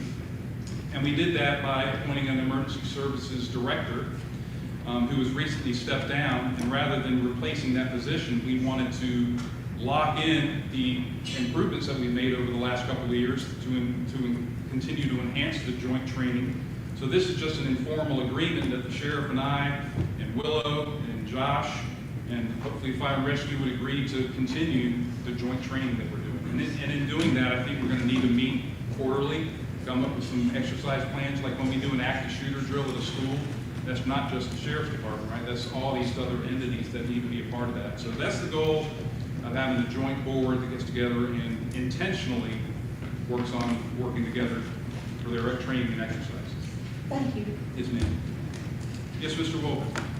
What authority would the board have? Will they be making motions or resolutions or anything to bring back to the county commission? Or they just say, hey, you arrived there too slow, or you arrived there wrong time, or?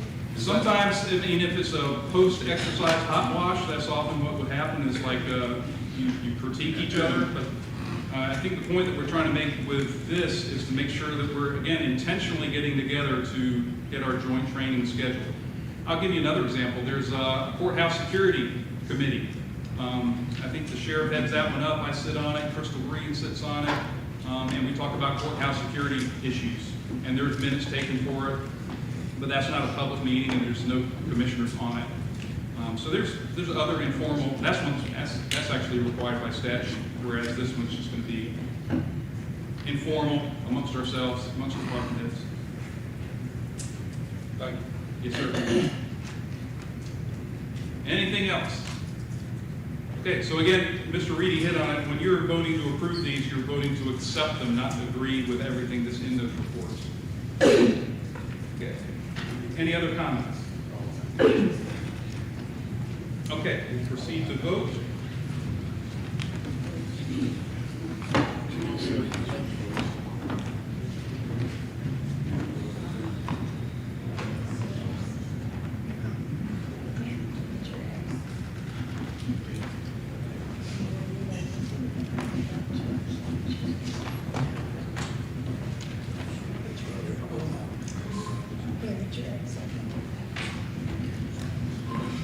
Okay, please vote.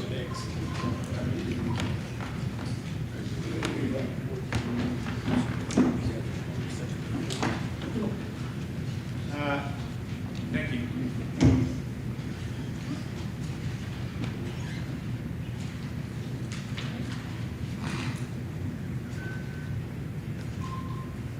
The vote is 19 ayes, 1 no. Okay, motion carries. So there are no contracts or grants, so we'll move into resolutions.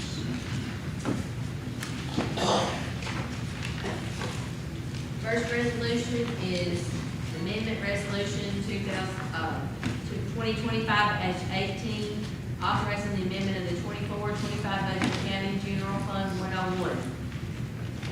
Floor is open for motion, Ms. Goolsby. Make a motion, we Approved, and a second by Mr. Rubelski. Comments or discussion? Yes, sir. Go ahead and vote, please.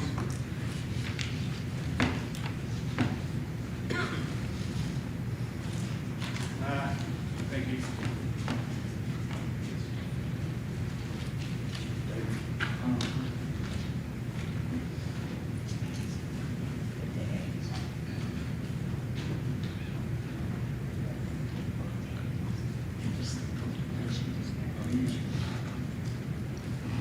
The vote is 19 ayes and 1 no. And the motion carries. Next. Next resolution is 2025-19, authorizing the amendment of the 24-25 budget highway fund 130. Okay, floor is open for a motion. Okay, Mr. Womble, thank you. Second from Mr. Hopkins. Comments or discussion? Yes, Mr. Bedore? My packet appears not to have the copy of that. Can you give a brief overview of what the effect of this resolution is? I may have to look at that. Budget, the highway fund 131, would you help? I missed that meeting. Oh, all right. Mr. Rubelski's pointing out I do have it. Sorry. Okay, very good. Any questions on it? No, sir. Okay.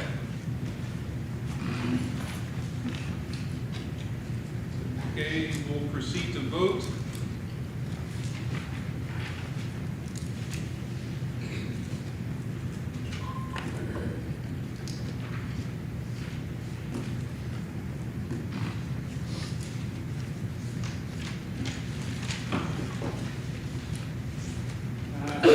Thank you.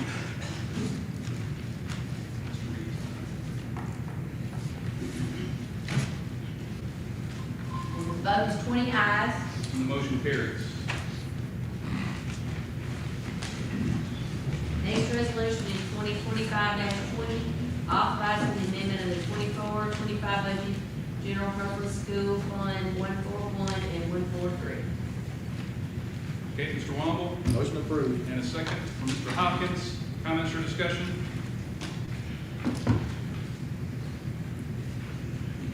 Okay, we'll proceed to vote.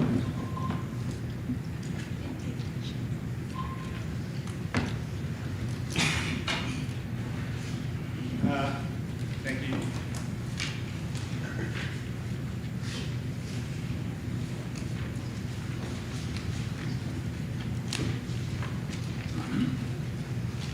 Yours working in now?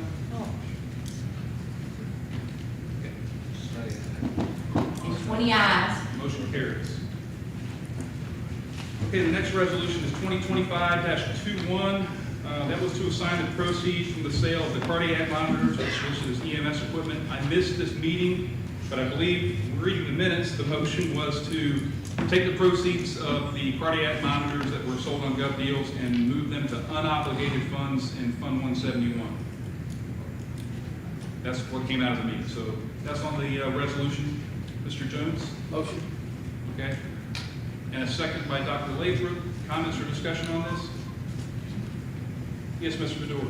Just respectfully, I'll be voting no, just because I think there's still some clarity that I lack on when we send something to the line 171 as unobligated. I would rather see it obligated to, it was to reimburse the former expense, right? Like, I just don't want it to see it not basically offset what we paid for the cardiac monitors. I think that's the intent. That's probably the effect either way. I understand, yeah. My understanding was that the committee outcome was that they wanted it in unobligated. That's right. And we can have the debate. No, it was. I know. Yeah. Mr. Jones? Yeah, we, to buy the monitors, we took unobligated money and bought the monitors. Now, they were talking about putting that back in and obligating it just to heart monitors, let it build up.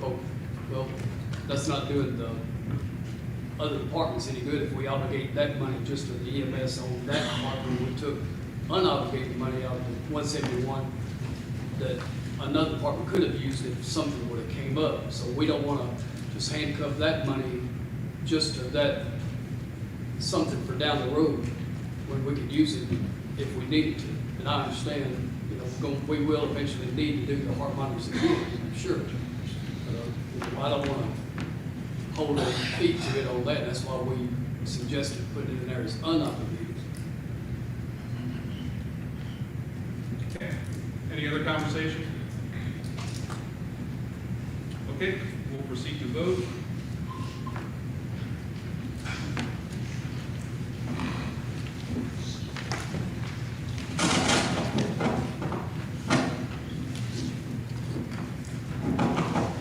Mr. Reed? Okay, it worked. Okay. motion carries. Okay, the next resolution is worded a little different. Usually we word a resolution so it's in favor of something or we're trying to propose something. This resolution was written to reject the EMS building, the current EMS building, as an option for renovation. And this was discussed in committee. Just for the information of the public, I think the goal of the resolution was to narrow down the options to either build new or renovate another building at a different site, rather than focusing any more energy on renovating the existing building. So that's the intent of this resolution, and it's sponsored by Mr. Butler. So. Motion by Mr. Butler, and are there any seconds? Second by Mr. Brown. So the floor is open for discussion. Yes, Mr. Butler. Yeah.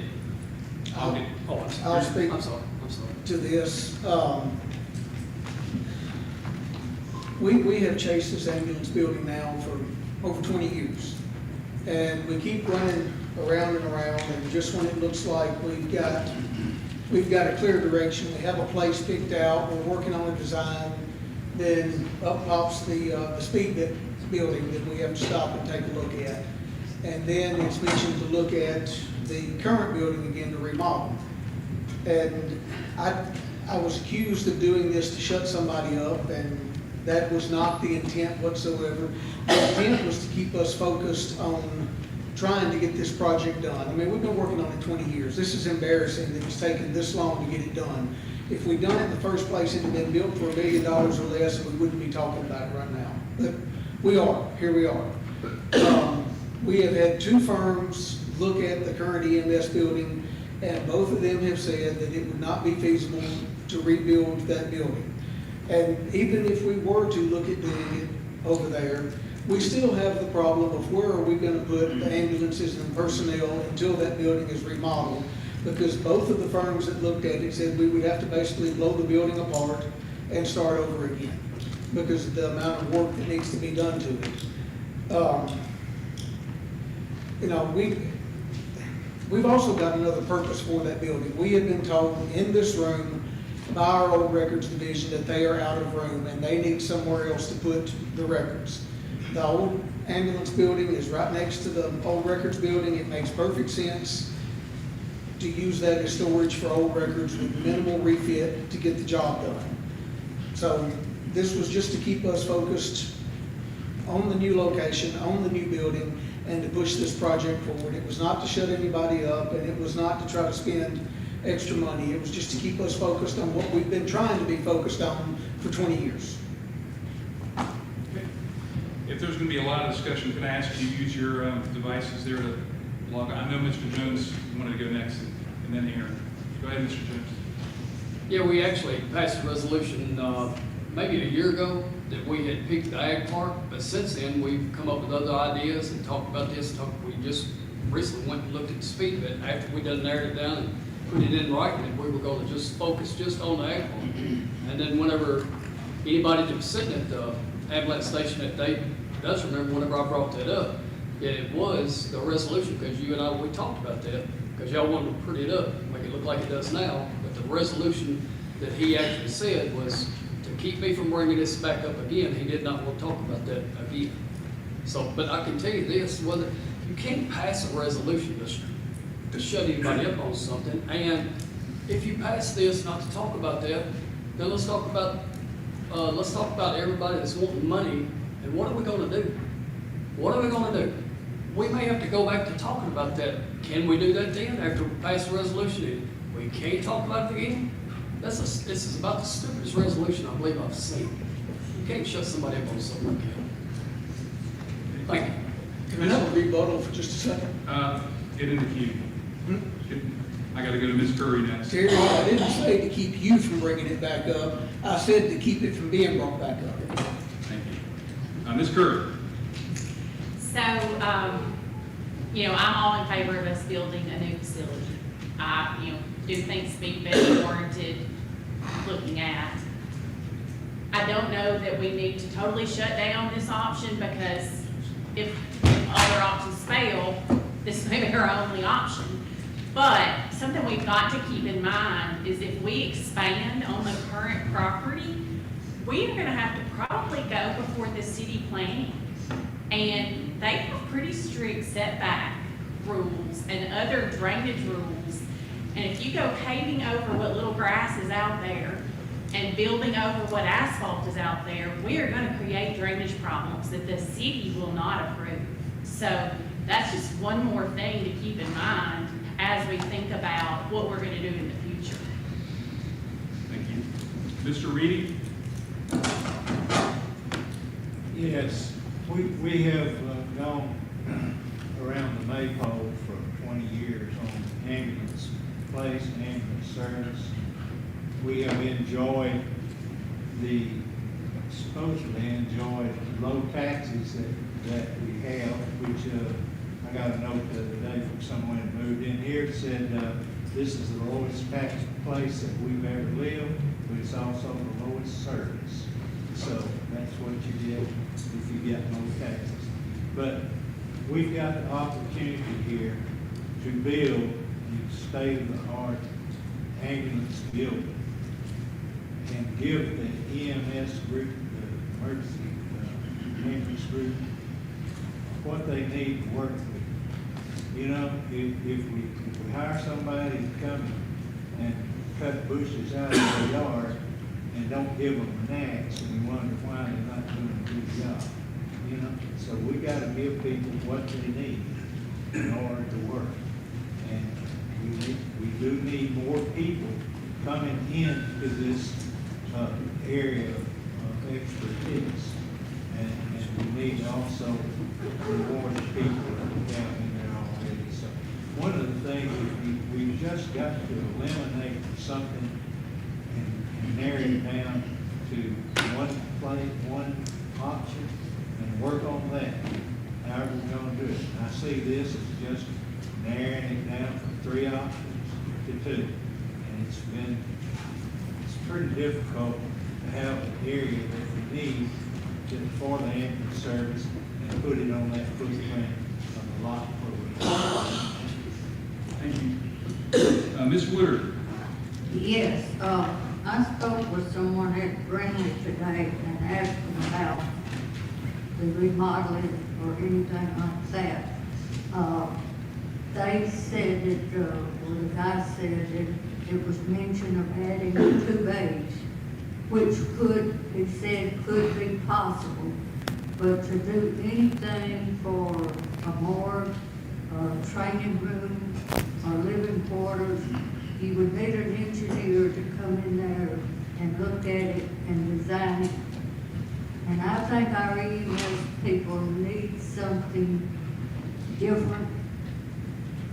They need something better, because I was out there Saturday, some of them even sleep on the couch. So they deserve better. I've got to go through the other people who haven't spoken yet, so I'll get back to you. Ms. Jones? Ultimately, I would rather build new than redo the speed vet building, but I don't want to do it at $10 million at 17,000 square feet. Where is training being done now? Because obviously you're having a lot of training, but where is it taking place? It's taking place at OEM primarily. We have to schedule that room and we do training up there. Okay, so that could continue as long as we have OEM. I would think that we should look at fixing the present building immediately, just to give some relief for the present condition, and try to free up funds in the next few years and look at building new. But again, another thing to think about is there's supposed to be a new building put on the ag park. Safe building. Yes. Could that not be utilized as a training room? And if you had the ag park, if you had the facility, the ambulance facility at the ag park, could you not use that, as it's supposed to be a very large building, could you not utilize it as a training room? Just, a few steps from where the ambulance building is maybe gonna be. That would be my suggestion, because I don't think the commission's gonna vote to raise taxes. I could be wrong. Okay, Mr. Wilburn? Yeah, is on, we did have a place, a location to put the ambulance building until we got that $10 million price tag. And everybody said, whoa, because at one point in time, before all the four-tier, three-tier structure came about, you know, we could probably done it for $1 million. But now, it's a tier 4 structure has to be built, which increases to $500,000 a square foot. I get it. And, but then we have a project with the, there we go, have a project with the courthouse also, which has another $10 million on phase 1. And I just don't see how we can just say, no, you can't talk about redoing the ambulance anymore. I mean, it's just, because it may come to a point in time that it has to be redone over there. It does need to be redone. It does need some bedrooms built on. It does need a garage built on it. We're not talking about building 17,000 square foot building up there. We're just talking about upgrading, doing the best we can with what we got to do with it. Right. Thank you. Thank you. Mr. Ravelski. Yeah, as a county, ultimately, we need to focus on improving and getting better. We gotta make sure that we're taking care of our people. And the mindset of just getting by, we can see that it has continued to just put us further and further behind when we don't do things. We need to move ahead, and we need to think about the betterment of Giles County, not only now, but its future. Okay, Mr. Womble. Fellow Commissioners, I know all of y'all heard the EMS speak today, those 3 employees. I think they eloquently told us that we need to get our act together, get behind something, and get something done. It's a whole lot easier to be against something than it is for it. But I would just ask all of us, it's time for us to come together, all get behind a project, and move forward.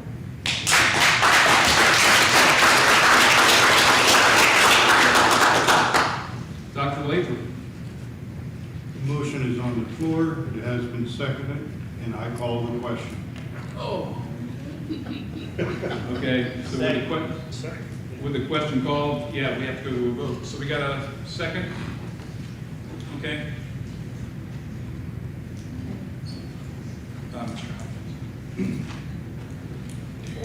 We got it, I got to set this up for a vote, or Carol is. So we're going to vote on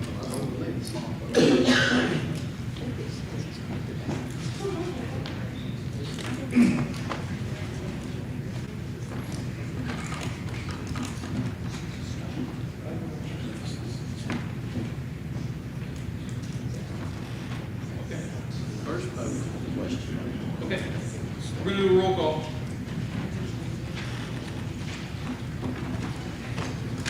Ms. Curry? Yes. Dr. Latham? Yes. Ms. Woodard? Yes. Mr. Jones? No. Mr. Wong? Yes. Mr. Wilbur? No. Mr. Adams? No. Ms. Guthrie? Yes. Mr. Hopkins? Yes. Mr. Reed? Yes. Mr. Savage? Yes. Mr. Butler? Yes.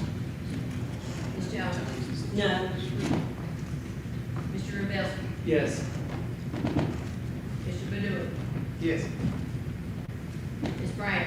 Yes. Mr. Sutton? Yes. Ms. Guzman? Yes. Ms. Pruitt? Yes. Mr. Brown? Yes.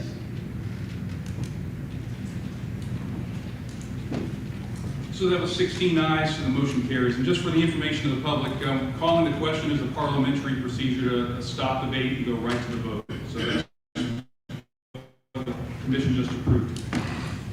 So we're going to prepare your tablets for a vote on up or down on this resolution. Please vote.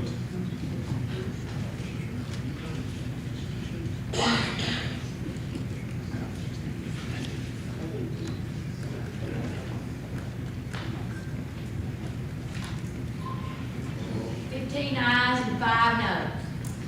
Okay, the motion carries. Prim, Yes. Can I ask one question? So I Sure. guess we can never, ever talk about that again, is that right? No. No, that's what the resolution is, right? It's really trying to define your goals and bring it down to 2 options instead of 3. No, it's about, not talk about the old ambulance service again. Is exactly what it's about, right, Brad?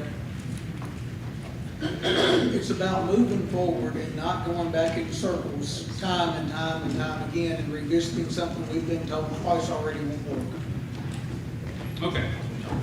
Moving to the last resolution in your package, which is to modify the beer sale distance rule from 600 feet to 200 feet. This passed out of the beer board for the recommendation to adopt it. The floor is open for a motion.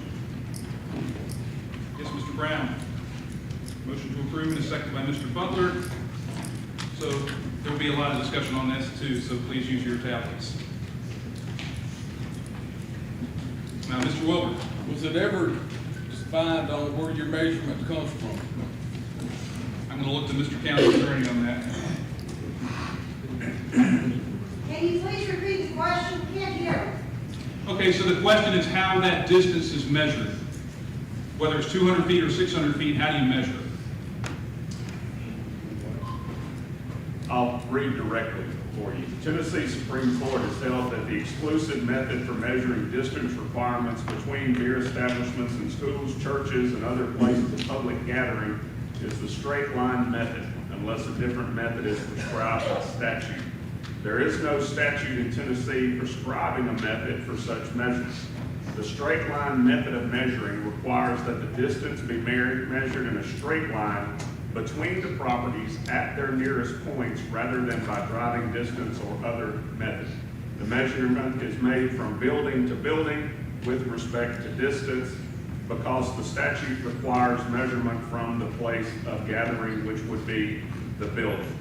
According to the State Attorney General, the measurement must be taken from the nearest portion of the entire building and not just from the nearest portion of a structurally distinct portion of that building that houses the business engaged in the sale of beer. Question good? Okay. Mr. Butler. Yeah, I brought this one too. And we had tried to mirror what the city of Pulaski did and grant a beer permit for any establishment that has a liquor by the drink permit. But during the course of that, it was found out that as a county, we cannot adopt that kind of resolution. The only thing we can do is control the beer distance because the state controls alcohol, the county controls beer, city controls beer. Apparently, the city can make a law granting a beer permit to anybody with a liquor by the drink permit, but the county can't. So that's something the state has overlooked. We currently have 2 businesses in this county that would like to sell beer. One of them currently sells hard liquor, high gravity beer and wine, with a permit from the state, but yet they can't serve beer because they're 40 feet too close to a church. We have another business that wants to sell beer, but they're too close to a church. This just mirrors what the city of Pulaski did before they adopted the resolution where you could get the permit if you had a liquor by the drink permit. So it puts the whole county at 200 feet, whether you're in Campbellsville or you're in Prospect, wherever you are, it's 200 feet for the city of Pulaski and for the rest of the county. So this just makes us even. That way, if somebody comes in and locates just outside the city limits with a restaurant, they can get their beer permit just like the one down in Good Springs. So to me, it only makes sense to do this. That way we're matching up with what the city does and we have the same rules for the city as we do the county. Okay, thank you. Mr. Fedora. Thank you. I won't go on. I know the commissioners know my leanings on this. I have seen this as a zoning issue. You know, we pride ourselves in many cases of being a county without zoning, but this is an instance where we sort of make exception. I think some of you agree with me that this is local government telling a private business owner or a private property owner what they can and cannot do on their property. But I realize, you know, the blue laws, and there's a long history of making exceptions for alcohol. And it's not lost on me. I respect and understand people's faith informs their opinion on this, or many of your faiths inform where you lean on this, and I respect that. But I think, broadly speaking, the conservative principles of individual freedom, limited government, meaning hands-off government, like this is a chance where we can regulate less and let private business owners, private property owners do more. And also the principle of free markets, I think are all conservative principles we should all agree with and not forget about as we're considering this today. Thank you. Mr. Reedy? Yes, we have debated this quite frequently, and I guess, as far as pride about zoning, I'm not one that holds a lot of pride because we don't have zoning, because we don't have zoning, we have access. Out in the 4th district. But, you know, I see us, we're going to zero.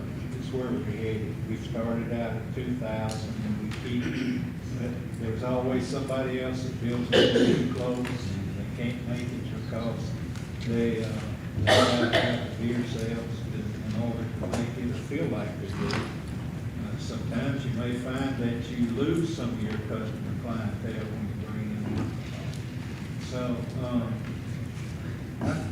I hate to see us just continue to drop it down. Why do we just need to keep dropping it down? Now, individuals there do have a right to make a living, but other individuals out in the community have a right too, you know? Not everybody likes alcohol, likes drinking around them, likes the potential for what can happen. And you know, if you look at the existing situations, they're mild and they're not a real problem to the community. But as you reduce those laws, you can continue on to have undesirable business come in close to you and be something that you don't want around your home, your church, your children, your library, and those sort of things. So I hate to see us continue doing that because, and I don't know how long it'll be, but in a few years it'll be, let's go to 100, you know, let's go to 50, let's just go to 0. So that's my feeling on the thing. That's been the flight, we started in at about 2,000 feet a long time ago. Migrated down to 200. Thank you. Mr. Rubelski? Yeah. This rule does not stop the sale of alcohol. This rule stops the sale of alcohol in the distance of, for churches, schools, and other kind of public gatherings. Alcohol doesn't need to be around our children. We need to protect our children. And ultimately, there's nothing good that comes from alcohol. Okay, Ms. Jones? The reason that we've ever had distance rules is because there have been incidences of abusive behavior when people are under the influence. And that's the only reason. If there had never ever been any type of abuse of alcohol, we wouldn't have distance rules. I would like to make an amendment to this resolution to change the distance to 1,000 feet. I'll second that. We have an amendment on the floor, first and a second, to increase the distance to 1,000 feet. So that's what the debate surrounds around right now. Yes, I can go through the list here. Mr. Adams, do you want to speak to that? No, I was going to say. Okay, I'll leave you on this. Yes, sir. Mr. Wamba, do you want to speak to the amendment? I do not. Okay. Mr. Jones? Yes, I had asked our county attorney to check in on that at our last beer board meeting. What happens if it moves to 1,000 feet? I've heard that the people that got it, that's between 1,000 and 600, I've always heard they don't grandfather in. Is there any truth? Will somebody be affected by this that currently has a beer license as it is now? If we were to pass it at 1,000, would the people from 600 to 1,000, would they be grandfathered in or not? Yeah, that was to you. So, there's a difference of authority that I have found. However, the state attorney general is very clear that the county does have the ability to include a provision that says this provision shall not apply to locations where beer permits or licenses have been issued prior to the date of adoption or readoption of a resolution by the county legislative body establishing such a distance requirement. If the intent is to grandfather in, I strongly suggest that be included.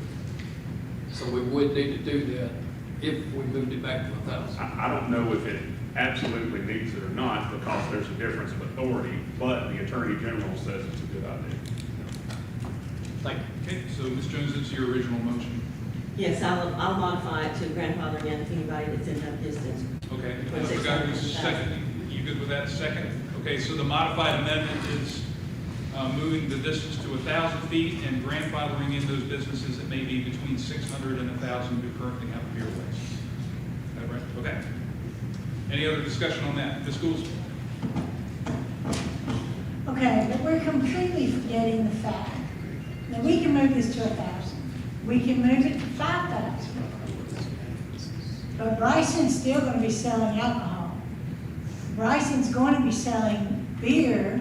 They have beer. It's 18% alcohol. So the fact is that is not going to change. So the alcohol in that building will still be sold, whether you make it 1,000, 200, 800, whatever you make it. The state gave them permission to sell alcohol. And if we leave here today and say no to the 200, D-Rats can leave here today and apply for their liquor license and get it. And I will. We will. And they will be selling the stronger alcohol. And if it were up to me, I'd much rather have somebody stop at a restaurant and drink a beer that has 3% alcohol than a beer that has 18%. I am not for that. But yet they can do it. And we can't stop it. But maybe we can convince people to buy the lower, cheaper beer if they're going to drink it, rather than drink a Jack and Coke. Because Jack and Coke is going to get them feeling a whole lot better than a single beer, real quick. And that's the ones you've got to worry about. I'll just mention it may have been made clear in the debate, but the state controls liquor, the county controls beer. There is no distance requirement of the state to sell liquor. You can be 0 feet from the school and get a liquor license, okay? So that's what this debate is about. Mr. Butler. Yes, it's been mentioned about the separation of church and state, but it seems like that we're putting our religious beliefs, and some of them may be moral beliefs, that's fine, but we're putting that out on everybody else in this county, that because you don't believe in alcohol, then other people shouldn't too. And also, I want to ask the people here, how many of you have refused to go eat at Applebee's because they serve alcohol? How many of you refuse to go eat at one of our local restaurants here in town that serve alcohol? I mean, why should it be any different in the county than it is in the city? I mean, somebody please tell me what the difference is in going right down the street here and sitting and having a drink with your hamburger, having a beer, having a mixed drink, whatever, than going to Good Springs and having a beer with your fried shrimp. There's absolutely no difference whatsoever. So I'm just moving it to 1,000 feet. That's not a good idea. We need to get in line with the city and get it at 200 feet. Because at the end of the day, all you're doing is telling business owners, hey, you can't do this with your business. Just like with the property, people don't want us telling us, don't want people telling us what to do with our property. Same thing goes for a business. Okay. jumping around to commissioners who haven't spoken on this yet. So, Mr. Wilburn? One of the things for moving distance, as far as beer sales, you have a beer joint that sells food, then you can have a restaurant that sells beer. That is defined in some of our ordinances, and I just wonder if that should be looked at before we take any of this other up in consideration. For a restaurant that sells beer versus a tavern that sells alcohol or food, to have that definition. Okay. Are you speaking about an establishment like within a municipality, like Minor Hill? Well, yes, that's the way ours is, but I didn't know if the county could be set up like that also. That's really what my question is.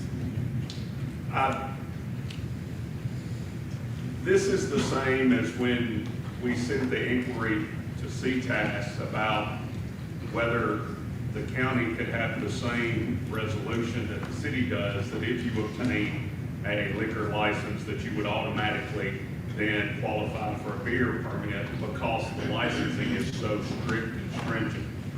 And CTAS came back with the opinion that said, no, because cities have more authority than counties do, but then didn't really cite any legal standard for that. Just kind of left it out there hanging open. If you look at this CTAS Beer Board manual summary that I think many of, if not all of you have, it differentiates the authority of local governments, saying that cities and metropolitan counties have broad authority to regulate beer sales within their jurisdiction, including zoning laws, permit requirements, and restrictions on hours of operation. But non-metro counties must adhere to state laws, but can establish additional regulations regarding location restriction and hours of sale. Now, there is a difference between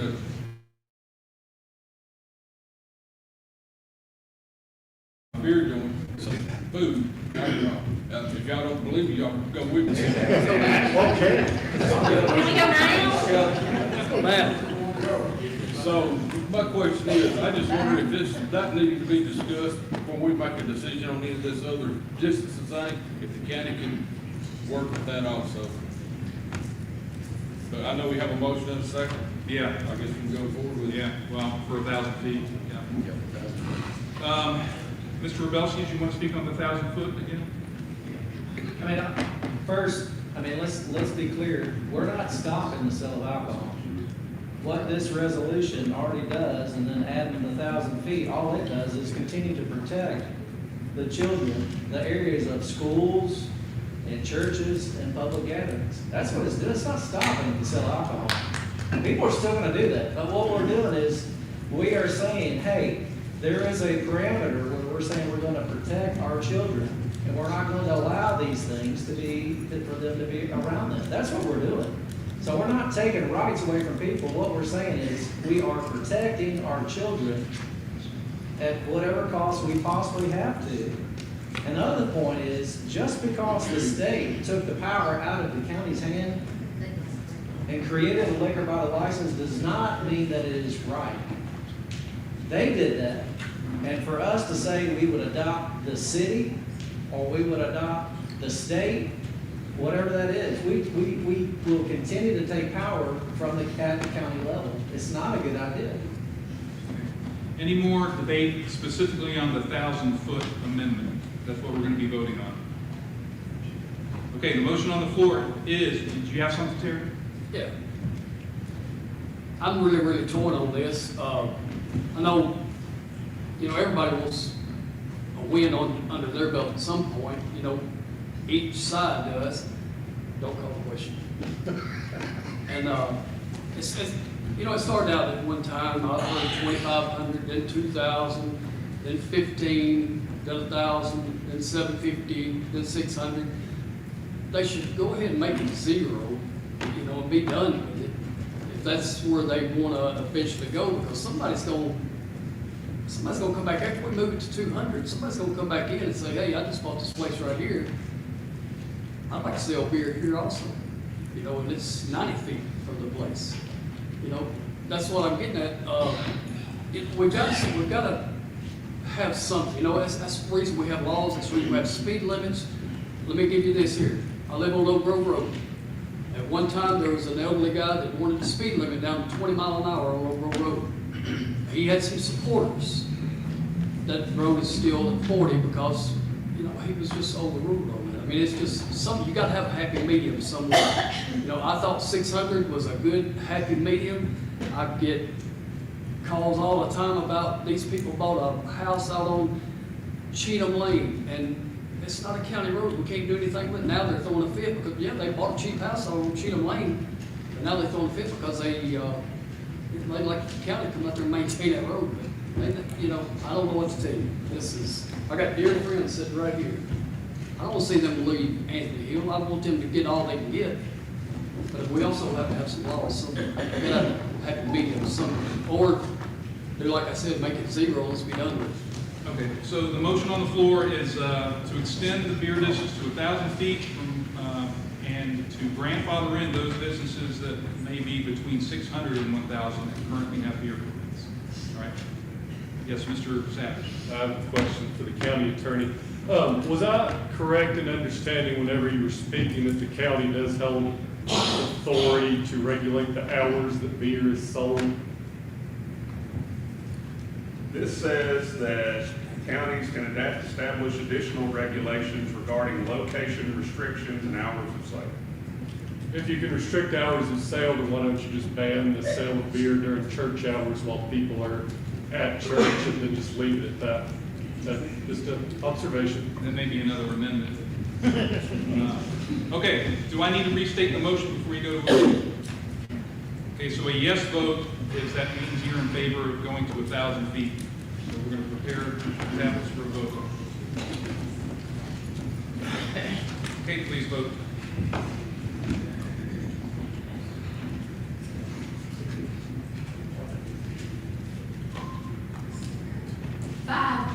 Five ayes and 15 noes. Okay, so the motion fails. So we're back to the original motion, which was for a distance of 200 feet. There were a couple of people in the queue that I've lost. I know Mr. Adams and Mr. Womble. So Mr. Adams, did you have something? Okay, Mr. Womble? Just real quickly, I'm gonna say, I owned a business in Giles County for 20 years, and it ain't easy. And this is government overreach when we're telling them what they can and cannot do with their business and their property when they're not breaking any actual laws. We need to attract businesses, not make it harder on them to stay in business. Ms. Schools? Just a quick, so that people in the public understand this. I'm the chairman of the beer board. We have a group of people that sit there to hear and see who's applying. It is not a stamp where you walk in, say you want a beer license, and she stamps it and you get it. That is not how that works. They have to go through searches, background searches. We have the sheriff there when we're having our meeting. We have the attorney there when we're having our meetings. So we are really protecting Giles County, and not everybody that walks in off the street gets a quick stamp. You get a beer license. You've got to meet some criteria. So I just want you to understand, we're not out here just throwing these out there. Okay, any other comments before we go to a vote? Yes, Mr. Jones. Just to make this clear, because I've seen it on Facebook, this has nothing to do with the restaurant. No, this is for It has nothing to do with the restaurant. qualified businesses. Nothing to do with the restaurant. Yeah. Okay. Anything else? Okay, so this is on the original resolution to decrease the distance to 200 feet. And it requires majority passage, right? Yeah. 11 votes to pass.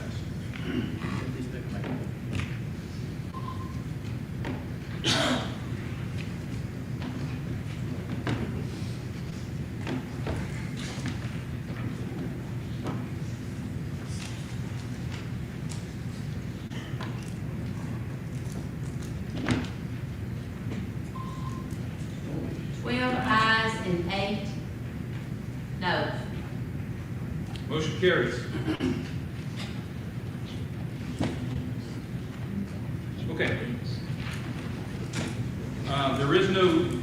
unfinished business, and I'm sorry, there's a lot of new business. Well, there's one item of new business, and I'm sorry you all had to wait this long for us to get to it. Go ahead, Mr. Savage. I would like to make a motion to ban the sale of beer on Sundays from 9 a.m. to 1 p.m. for businesses that sell beer within 1,000 feet of the church. Okay. So we have, did everybody hear that motion? That was a motion to ban the sale of beer from 8 a.m. to 1 p.m. within 1,000 feet of a church or school. On Sunday. On a Sunday. Yeah. Mr. County Attorney is checking on our ability to do that. Mr. Adams. Yeah, on that last vote on that, it's voted on. Yes, sir. I meant to vote no, I voted yes.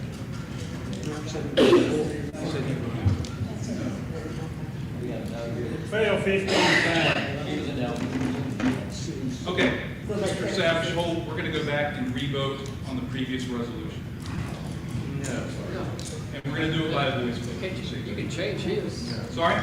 You can just change theirs. I think he said it was recorded wrong. You wanted to change it. How did you record it? I didn't say that my vote was recorded wrong. Mr. Adams is saying that. Oh. I hit the wrong button.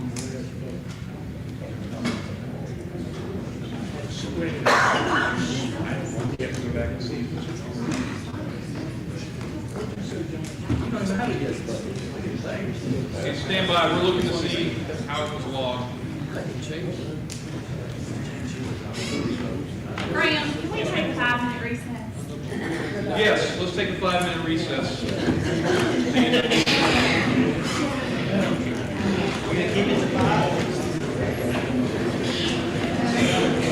Southern Tennessee Regional Health System. Pulaski is here to help you be well. Our mission is to make our community healthier, and we're your community hospital. We're committed to providing trusted care when you need it most. From wellness checks to emergencies, we're here for you and your family. Visit us today at southerntennessee.com or call 931-363-7531. When it comes to real estate, Haney Realty and Property Management is the team you can trust. Our extensive knowledge of the market and industry allows us to help our clients with any real estate need. We know how to get results. So whether you're looking to buy, sell, or rent, let us put our expertise to work for you. Call us today at 931-347-9150 or visit HaneyRealtyPam.com to learn more. Haney Realty and Property Management, your best friend in real estate. If you're looking for a new job, let M&M Staffing be your guide.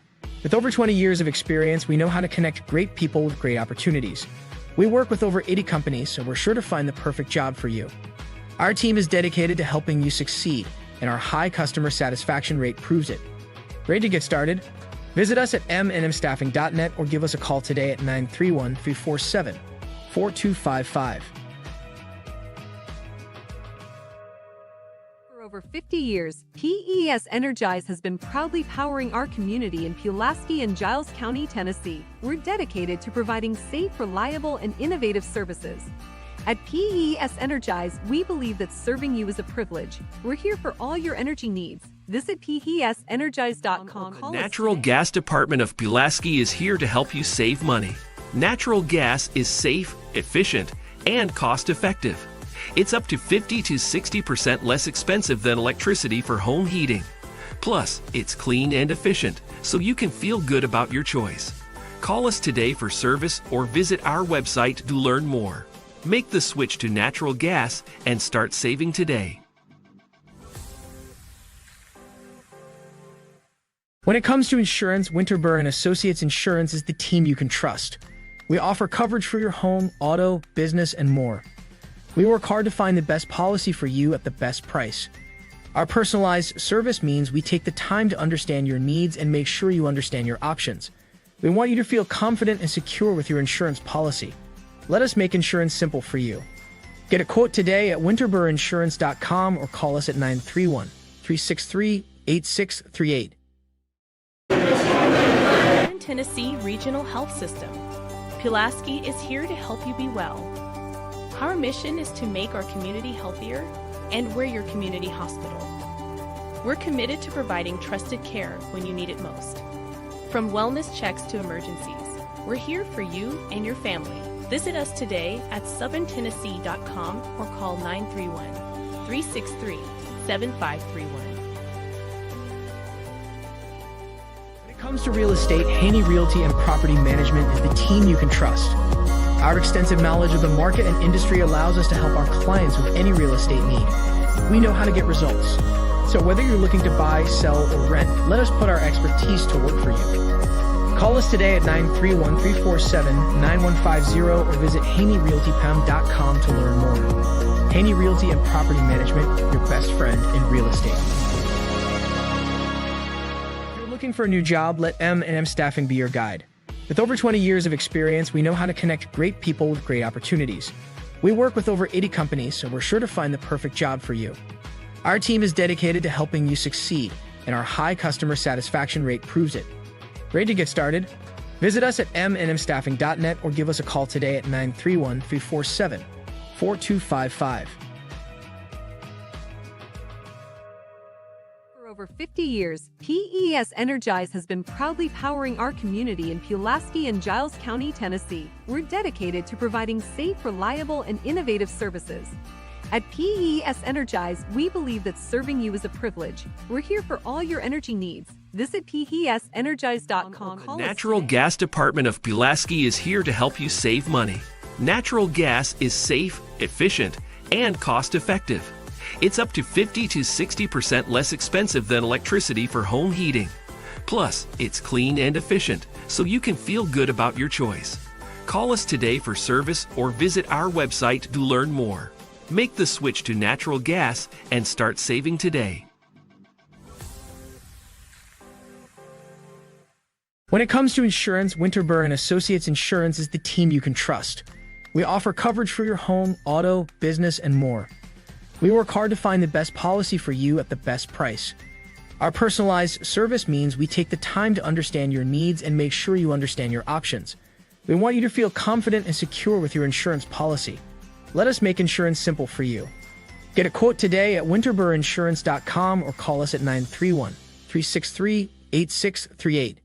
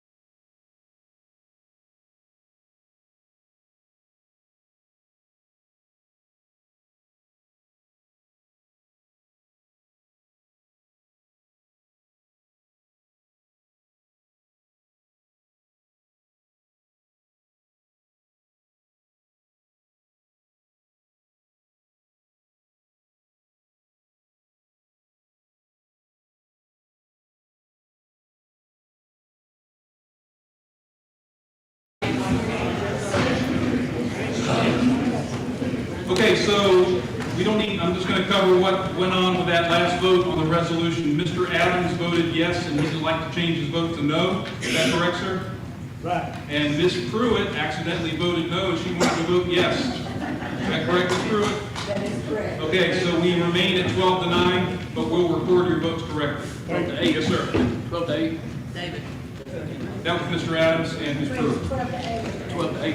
12, I'm sorry, 12. Okay, where are we now? So we're talking about hours. We're currently not selling beer until 10 a.m. Is that right, Mr. Butler? On a Sunday, we don't sell beer until 10 a.m., right? No. Yeah, but Mr. County Attorney's going to read our law. So Tennessee Code regulates the sale hours and limitation by counties that have beer permits. The statute prohibits the sale of beer during the following hours. No beer or light beverage shall be sold between the hours of 12 o'clock midnight and 6 o'clock a.m. Monday through Saturday. No beer or light beverage shall be sold between the hours of 12 o'clock midnight on Saturday and 11:59 o'clock p.m. on Sunday night. No such beverage shall be consumed or open for consumption on or about any licensed premises in either bottle, glass, or other container after 12:15 a.m. It says that county legislative bodies are authorized to extend the hours for the sale of beer in their counties by resolution, but the county legislative body has no authority to shorten the hours for the sale of beer. Okay, thank you for finding that. So that resolves that issue. We can't pursue that. Okay. So we're under new business. Mr. Reedy, did you would like to raise an issue? Yes. I guess we have a lot of contractors in this county that are local contractors. They come out and they bring plats and engineering drawings and drainages and bring roads up to county code.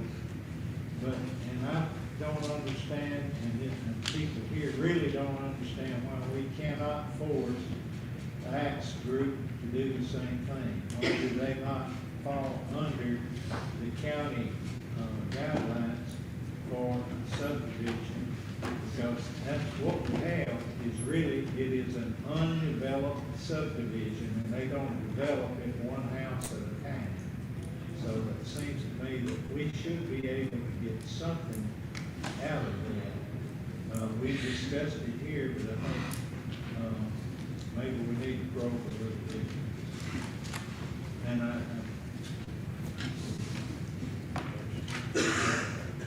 Okay, Mr. Savage? I'd like to make a motion. I am on the Regional Planning Commission. So I'd like to make a motion to request the Regional Planning Commission to expand subdivision standards to include all private roads that provide access to 3 or more individually owned homes and require all subdivisions of 100 or more acres to be approved by the Regional Planning Commission. Okay, could you read that again? Just, Okay. I mean, it's good. I mean, you have it written down, so it's worth That's reading. why I wrote it down, so I didn't forget. Right. I would like to request the Regional Planning Commission to expand subdivision standards to include all private roads that provide access to 3 or more individually owned homes and require all subdivisions of 100 or more acres to be approved by the Regional Planning Commission. Okay, so there were a lot of good public comments about the private roads that are already in the subdivision standards. I just want to reiterate, I'll get another legal opinion on that, but the opinion right now is that primarily the thrust of the entire subdivision standards is talking about bringing roads to county road standards. It does not address specifically, at least not specifically enough, private roads.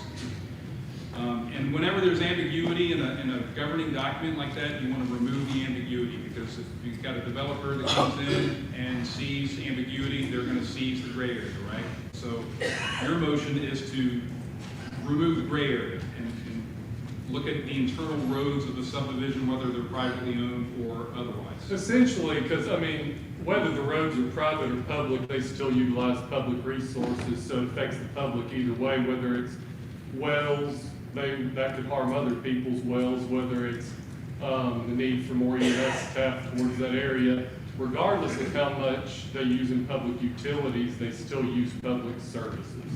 So regardless, any subdivision of this size would, impact the public, so it needs to be approved. And I know that there are some disagreements between some people on whether our current subdivision, standards apply or not. So my goal is to remove the ambiguity so that everyone agrees they apply and everyone agrees that they need to come before the Regional Planning Commission for approval. Okay, good.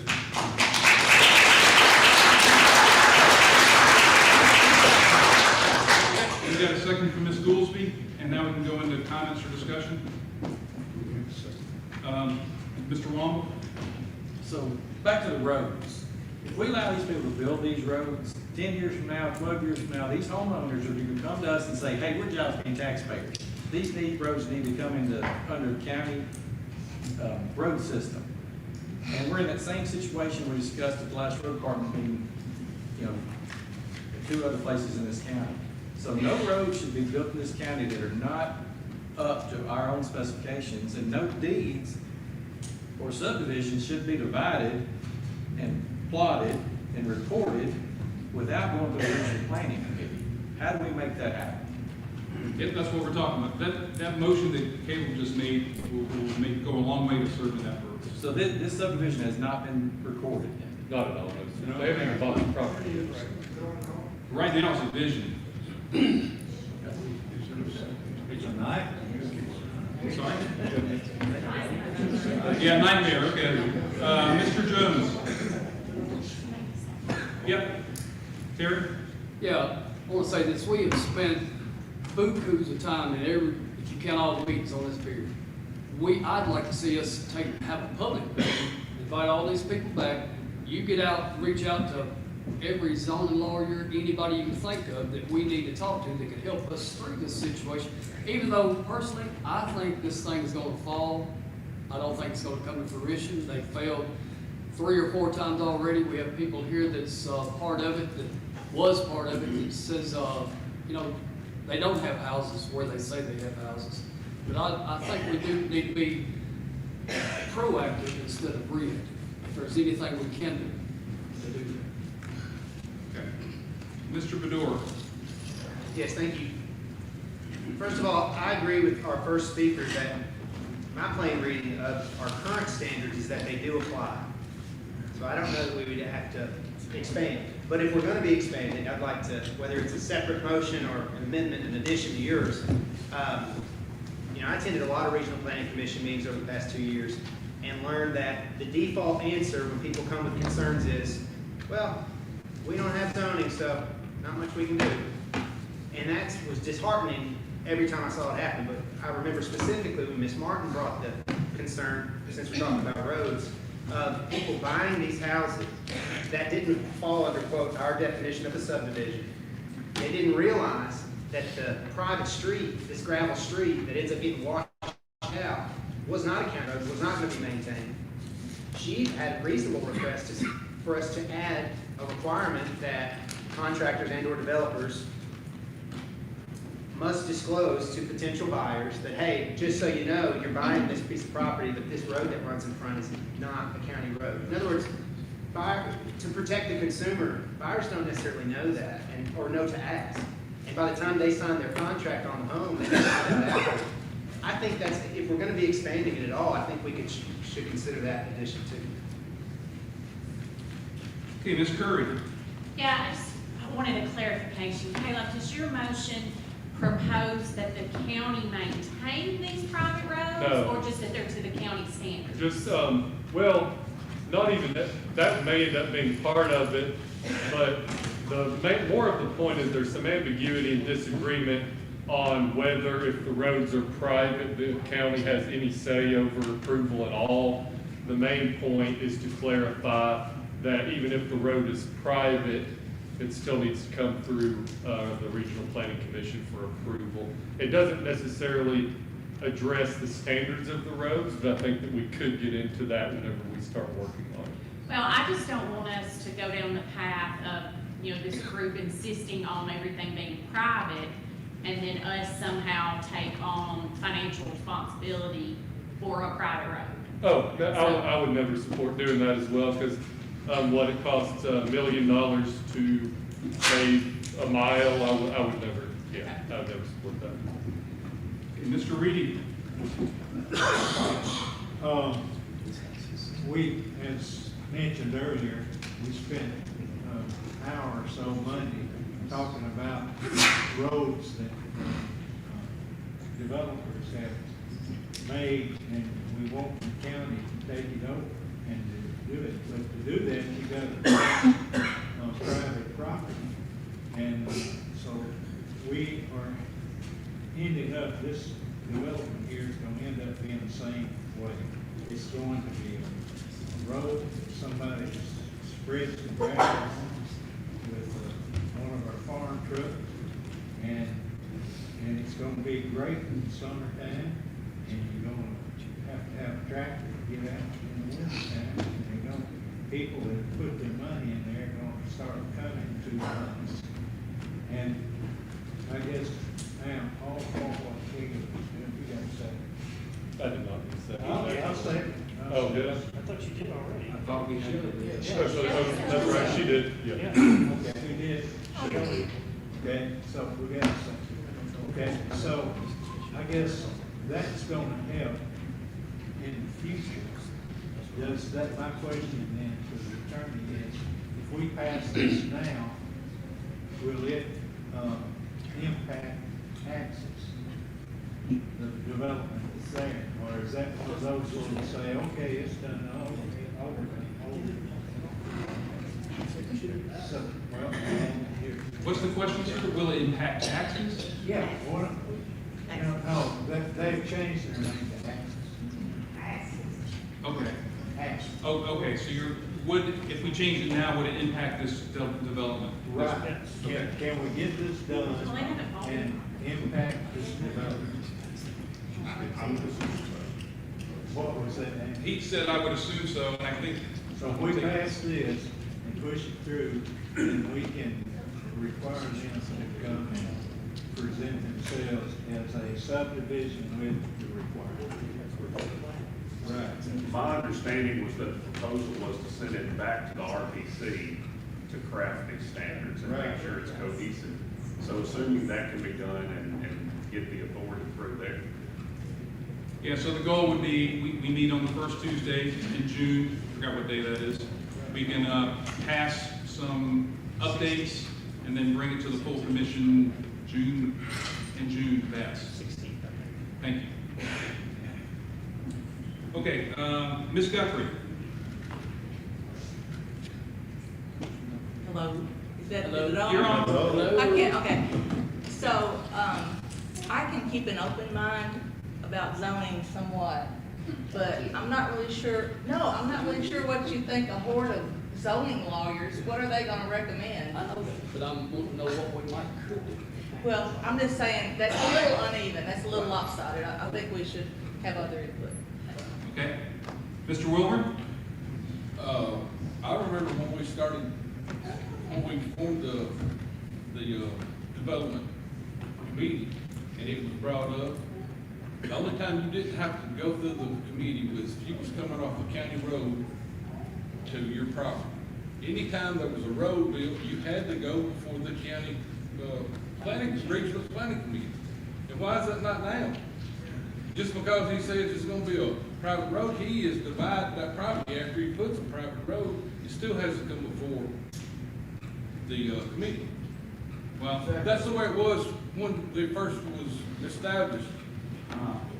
I can look to my right. The problem is that if you ask 3 different attorneys for their opinion, you'll get 3 different versions of how it should be applied. So I think it goes to the motion that Mr. Savage made. It's like if there's any ambiguity in it and the attorneys can find a way, like, let's not forget the other side, the developer can have an attorney too. And if they can drive a train through our standards and find an ambiguous place where they can seize a gray area, then they're gonna do it.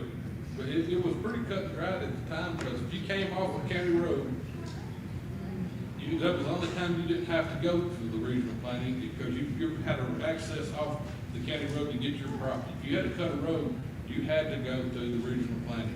Mr. Reedy, you should remember that. I do. Okay. Ms. Jones? suggestion should go before the regional planning commission, right? Yes, that's the motion. That's the motion, to go before that. We're not actually saying we support this, but we want the regional planning commission to. You want the regional? Yes, ma'am.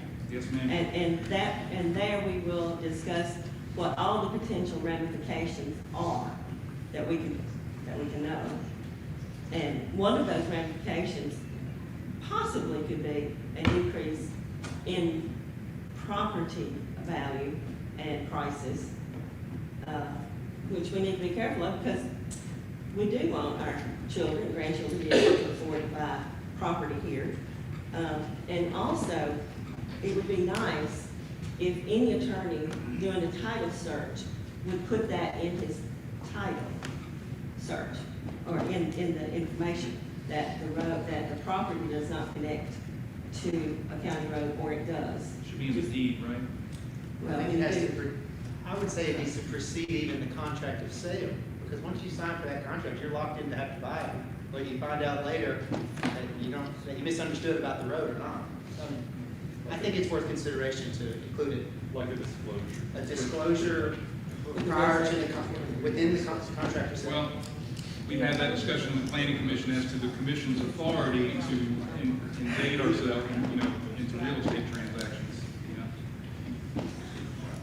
Okay, Mr. Jones. Got to go along with Caleb, but I'm part of the Regional Planning Commission also. I'd like for us to do it here instead of the annex because of the room.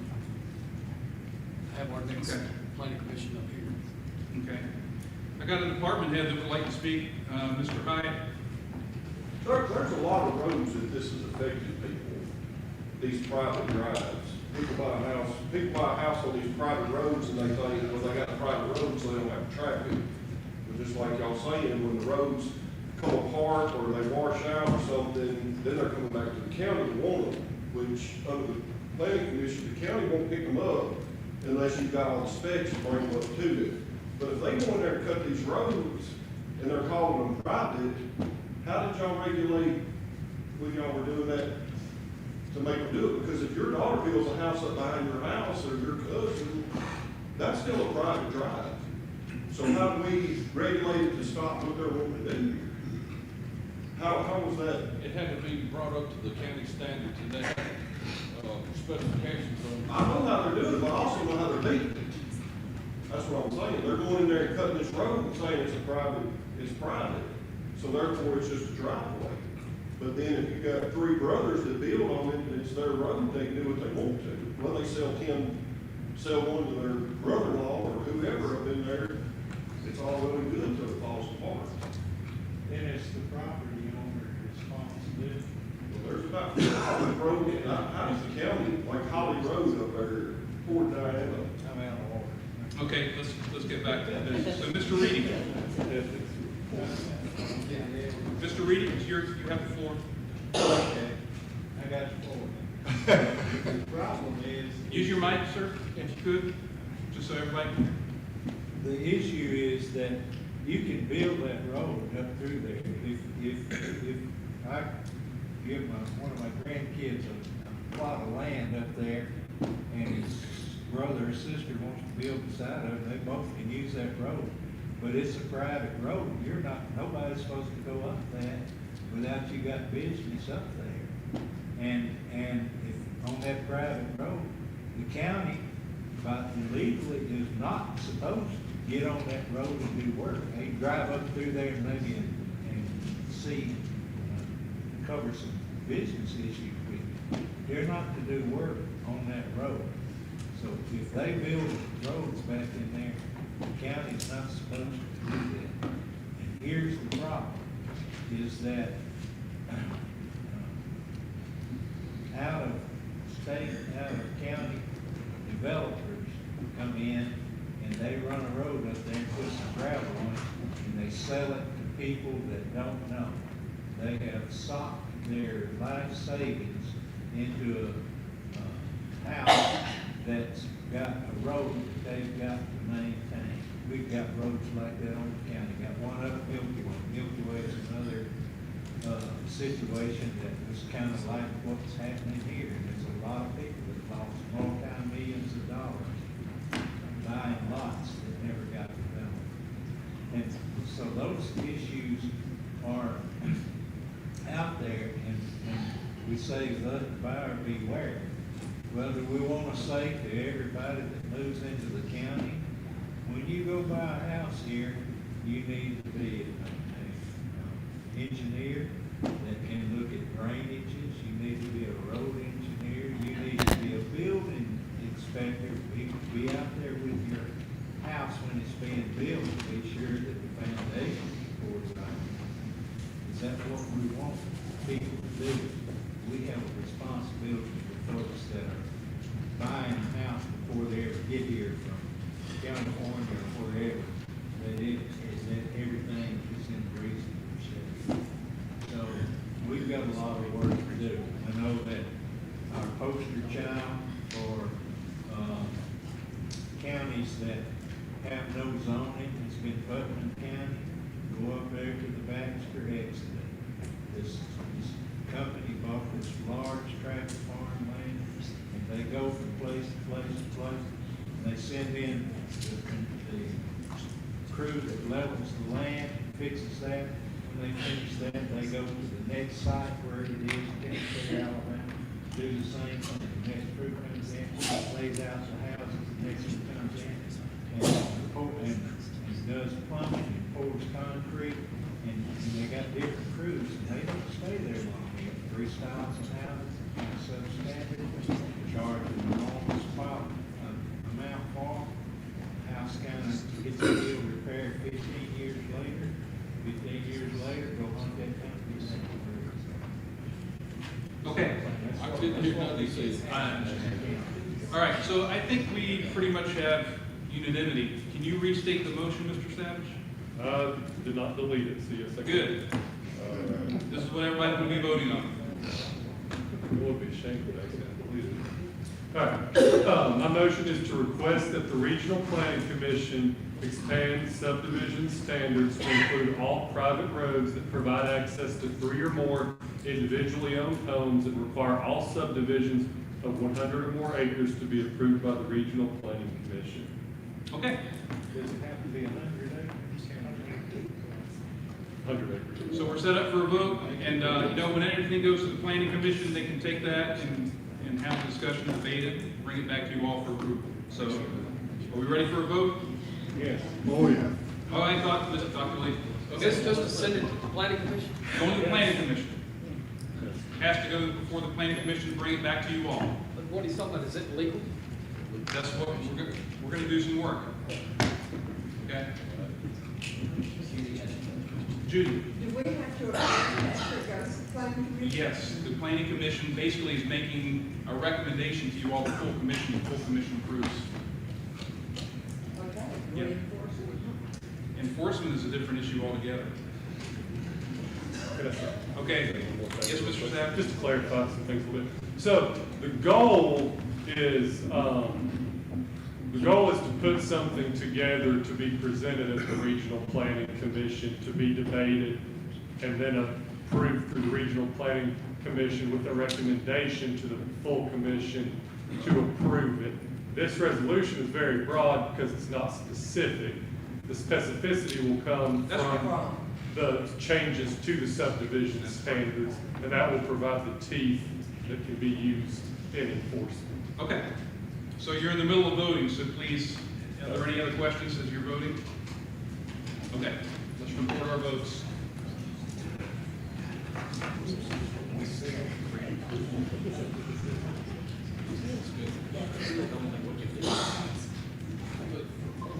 Voted 20 ayes. Okay, thank you all for sticking around.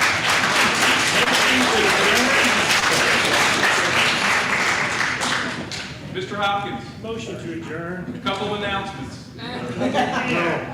Okay. Should have done this first because it's important. Congratulations to the class of 2025 who's graduating this week. Well done to them. Our first budget meeting is this Thursday. It is 8:30. We're normally at 9 o'clock, but this one's at 8:30. That's going to be in the boardroom. And just a reminder that the EMS open house is Thursday, 5 to 7 p.m. Your motion is accepted. Are there any